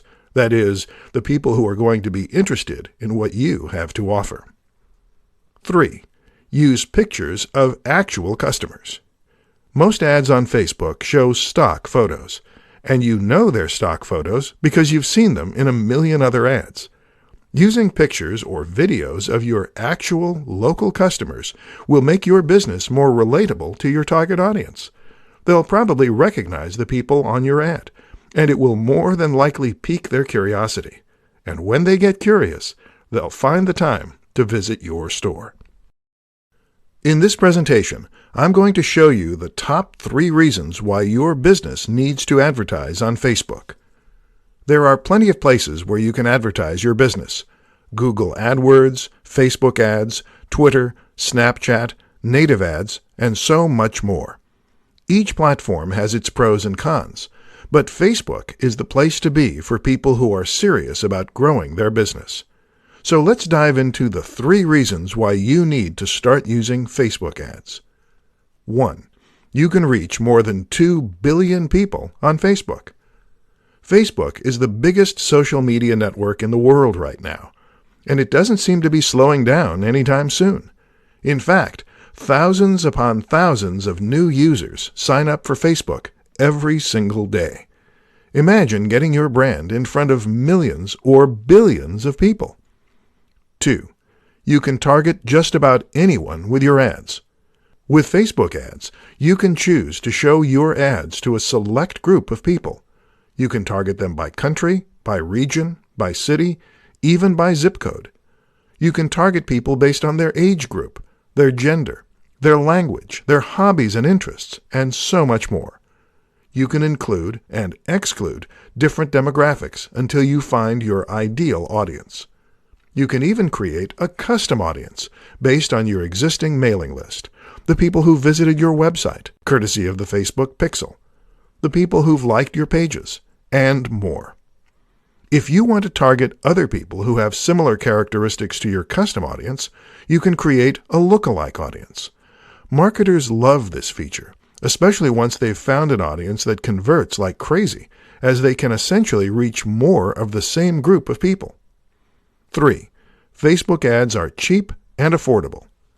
Setting aside a budget for Facebook ads is a must for serious business owners. There are so many types of ads you can create, and you can reach any number of people who fit your demographic requirements. And if you think you're going to be paying through the nose for it, then think again. Facebook ads aren't as expensive as Google AdWords, Bing ads, or native advertising. In fact, with the granular level of targeting you can do on Facebook that other platforms can only dream of, it's really quite surprising that Facebook ads are cheap. If you want to reach more people without going broke, then go with Facebook ads. In this presentation, you're going to learn 5 different ways that Facebook ads can help you grow your business. Whether you're running an online or offline business, investing in Facebook ads will help you get the word out about your business quickly and inexpensively. Here's how Facebook ads can help you. 1. Cost-effective solution. You can advertise on plenty of other platforms, but none are as affordable as Facebook. You can set your own budget, start advertising at $5 a day, and reach the people you want to reach. It's not uncommon to see 100% or 1,000% or even 10,000% ROI from investing in Facebook ads. This is especially true when you do your homework and narrow down your audience to the right people. 2. Reach your target audience. With Facebook, you can go as narrow or as wide as you'd like with your audience. You can choose to target only people within a certain distance from your store's physical location, or you can target anyone in the whole world. 3. Get traffic instantly. If you've been waiting for ages to get your website rank high on Google with nothing to show for it, then it's time to invest in Facebook ads. You can get traffic to your website as soon as your ad gets approved. And if you do your ads right, you may soon see more foot traffic in your brick-and-mortar business. 4. Build relationships with your audience. People may not instantly buy or accept whatever it is you're offering them because they don't trust you yet. But with a few well-spent dollars on Facebook ads, people will become more aware of your brand and your business. If you engage with your Facebook fans, you'll further increase the trust factor, and people will be more willing to do business with you. 5. Possibility to go viral and get even more business. Crafting a catchy and memorable advertisement is tough, but when done right, the potential of going viral is huge. When people share your content with their network of friends, then it means you're doing the right thing and have targeted the right people. While not everyone may buy from you, you're basically getting free advertisement, which means more referrals and more potential revenue for your business. How to build your email list using Facebook ads. Ask any successful internet marketer why they collect email addresses, and they'll tell you that the money is in the list. The list they're referring to, of course, is their email list. If you want to know how to grow your email list, then you're in luck, because in today's presentation, I'm going to show you how you can build an email list using Facebook ads. Use Facebook lead ads. Advertisers who want to get qualified leads without making people fill out a long form find that Facebook lead ads convert extremely well. Lead ads are mobile optimized, and Facebook has done an amazing job of making the sign-up process extremely easy. When an interested user clicks on your ad, their Facebook information is already pre-populated on the form, so they no longer need to manually fill out their name, email address, phone number, etc. All they have to do is just click on the Submit button, and you'll have their details instantly. Boost your web content or blog post. One of the most popular ways to build an email list is by driving Facebook traffic to a blog post on your website. You then have an opt-in form pop up on the screen, or maybe your sidebar or the bottom of the post. Unlike Facebook lead ads, your target audience will have to enter their details manually. Now, this can be either a positive or negative scenario. It's negative because some people may be turned off by having to fill out their details. On the other hand, it's positive because you'll know the people who signed up are those who are most interested in your products and services. When you drive people to your website, don't forget to have the Facebook pixel installed first, so you can later retarget those who haven't signed up to your mailing list. Use a landing page.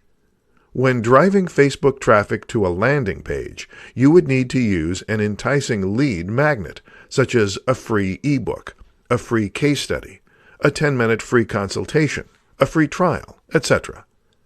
An effective lead magnet will entice your Facebook visitors to enter their email address in exchange for your free offer. Not everyone will sign up, but for those who do, then you can be assured that these are high-quality leads, as these are the people who are interested in your offer. Welcome to this video series in which I'm going to teach you how to advertise on Facebook.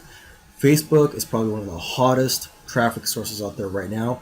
There's 1.49 billion users. You can start for as little as $5 per day, and the targeting is really good on Facebook because they have invested billions of dollars in their technology to basically get to know the consumer, and they've got all kinds of data on their users. Okay, so in this video series, I'm going to cover topics such as how to avoid getting suspended. A lot of marketers do get their accounts suspended on Facebook. I'm also going to teach you how to research your market on Facebook, and I'm also going to show you how to create a Facebook ad using a free tool. And I'm also going to let you watch over my shoulder as I set up an ad campaign on Facebook. When you click on create ad, this is the page that you were brought to, and you have a few options here to choose from. Now, what I recommend you do is to choose this one right here, increase conversions on your website, because Facebook will use their million or billion-dollar technology and try their best to increase the conversions on your website. So what I recommend is you do this one right here, and then you would just choose a URL to promote.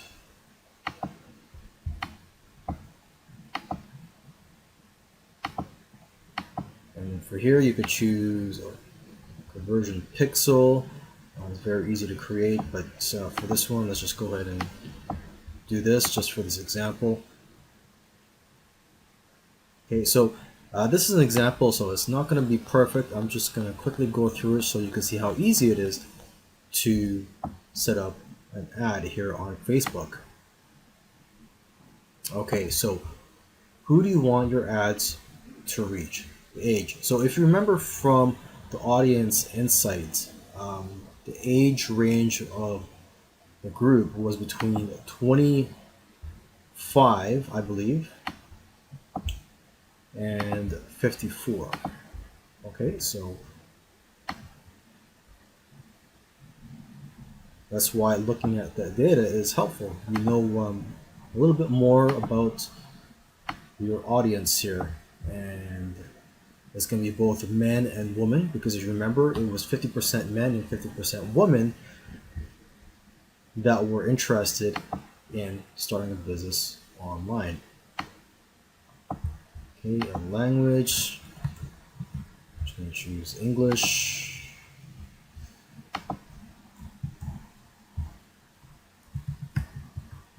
And for this example, I'm just going to choose entrepreneurship, interests. Okay, and for the budget, you can start for as low as $5 per day. Let's just do that.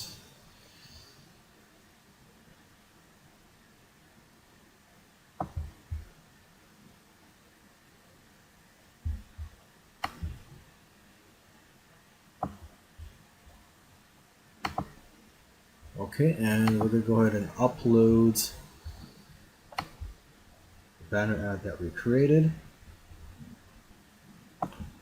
Okay, so what we have here, we have two images. The first one that I uploaded was actually by error, so this is the right one right here. And so let's go down. This is what it would look like. This is what the first image is, but for this example, let's just use this one right here. And another thing you'd want to do is you want to remove this one right here, mobile and newsfeed. When you're starting out, you don't want to use that, and same with the desktop right column. Okay, maybe later on, when you get more experience or you want to scale, you may want to use those, but for now, I recommend that you do not use those. Okay, now next, let's add in the text around the ad here. Headline, start a business, call to action button, it could just be download.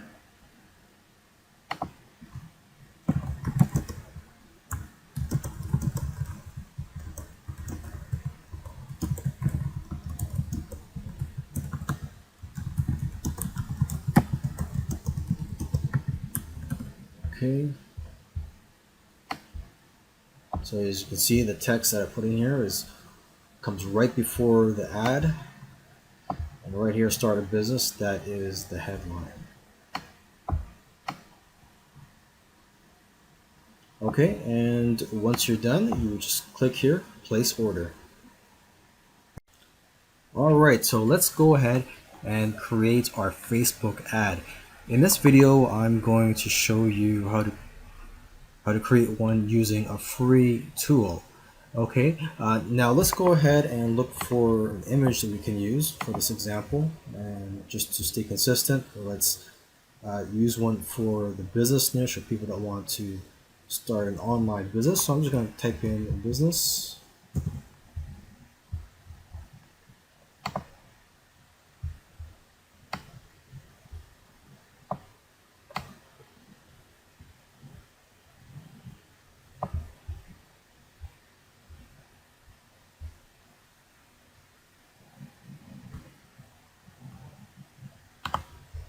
Okay, let's just use this one for this example here.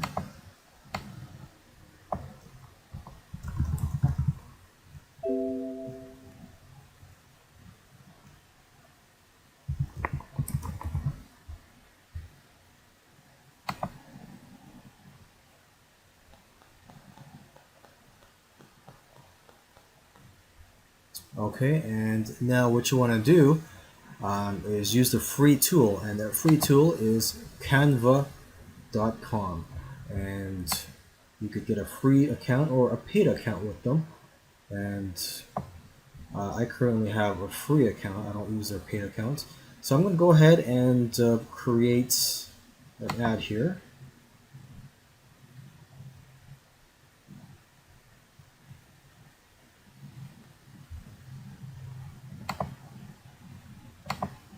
And I'm just going to upload the image that I just downloaded.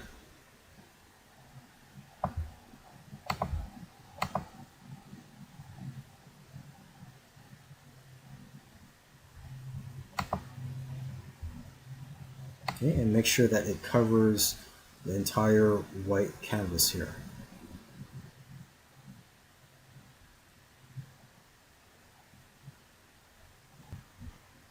So let's go ahead and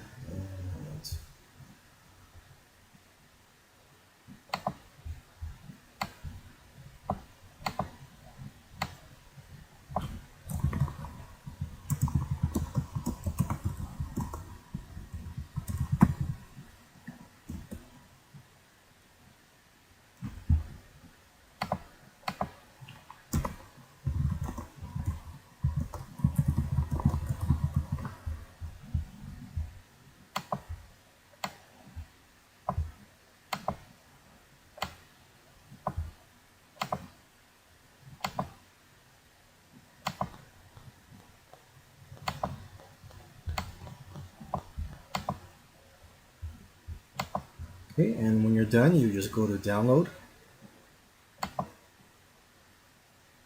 image for web.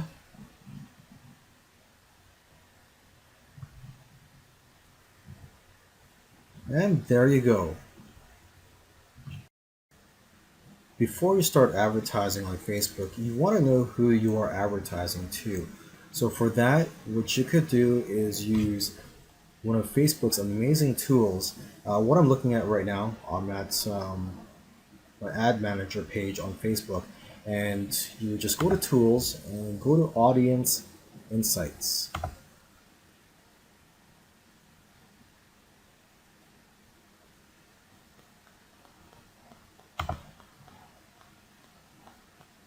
So you could get lots of information about your audience on this page here.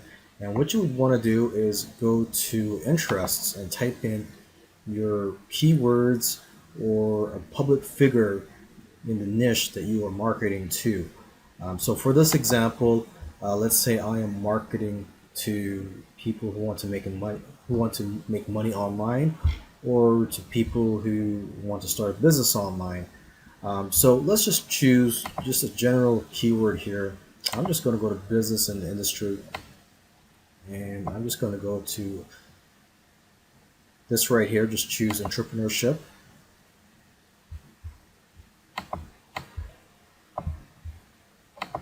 Okay, and so just looking at the data here, for the gender, you can see that it is evenly split. It's 50% women, 50% men that you are targeting to. And you can see their age range here. The majority of the men that you are marketing to here on Facebook are going to be in the age range of 25 to 34, whereas for women, it's going to be in this age range right here, 35 to 44. But you can safely say that the age range that you're marketing to is between 25 and 54 years old. Okay, and you could also look at their lifestyle. If you put the mouse over the eye here, you can get more information. For example, here it says solo and stable are singles and homeowners who work in mainly white-collar professional, administrative, and managerial jobs. Their education and income place them above average in the middle class. So you get an idea here that the people you're marketing to have white-collar jobs, are homeowners, and are singles. Here, Metro Mix. It says here the middle incomes, urban tenants.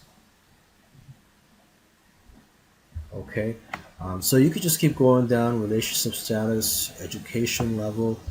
You see that 61% have some college education, and the job titles, you can see a lot of them are in management, production. Okay, and you could also click on these other tabs here. Right now I'm just looking at demographics, but you can also go to the page likes and see what they have liked on Facebook. You can see the top categories here. You can see page likes. Okay, the most relevant pages that they have liked. You can see the most relevant one here is Brendon Burchard. So you could target people who like Brendon Burchard. Okay, now let's go to activity. You can see what activities they've done on Facebook.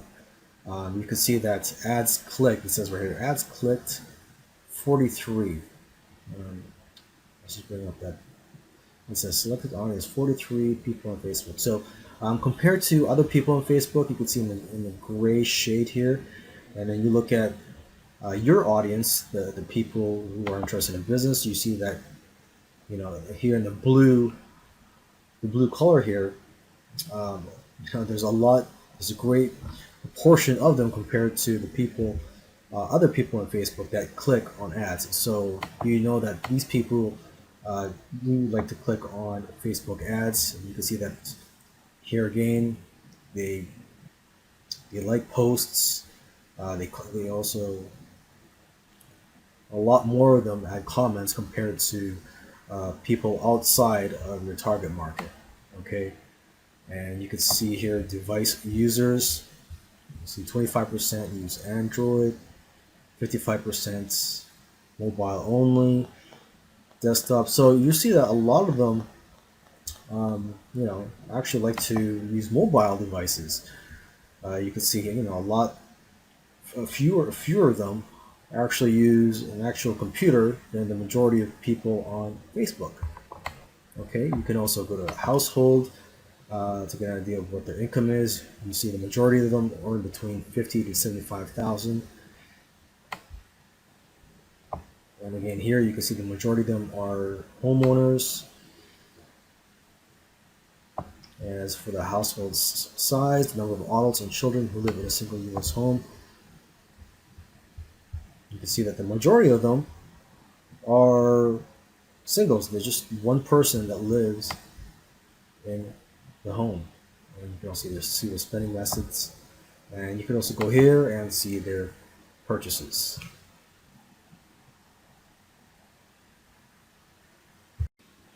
Facebook is one of the hottest traffic sources out there, and therefore you do not want to get your Facebook account suspended. You hear all the time about marketers getting their accounts suspended. Now, I do not know all the reasons why people get their accounts suspended, but I do know a couple of reasons. Okay, and one of those reasons is where people make outlandish claims on their Facebook ads. For example, what your ad might say, how to make $10,000 in 10 days. Okay, now you're making a claim, and you may want to be able to provide some hard proof, some documents, scientific papers that prove that that is a typical result. But if I were you, I would play it safe and not put in any specific number or outlandish claims in your ads. Okay, so an alternative to that banner ad example, which is how to make $10,000 in 10 days, an alternative to that is, how to earn an income, or how to earn an online income in a few days or even just a few weeks. So in that case, you're not really stating any specific number. You're not really stating a specific income amount and a specific period of days. Okay, so you want to play it safe when you make claims on your banner ads. And another reason why is, your website. Facebook will look at your website. If they don't think you're a legit business, you may get your ad taken down and your account suspended. So make sure you have a website that is set up for business, that you have legal pages, an about me page, showing Facebook that, hey, you are a real business.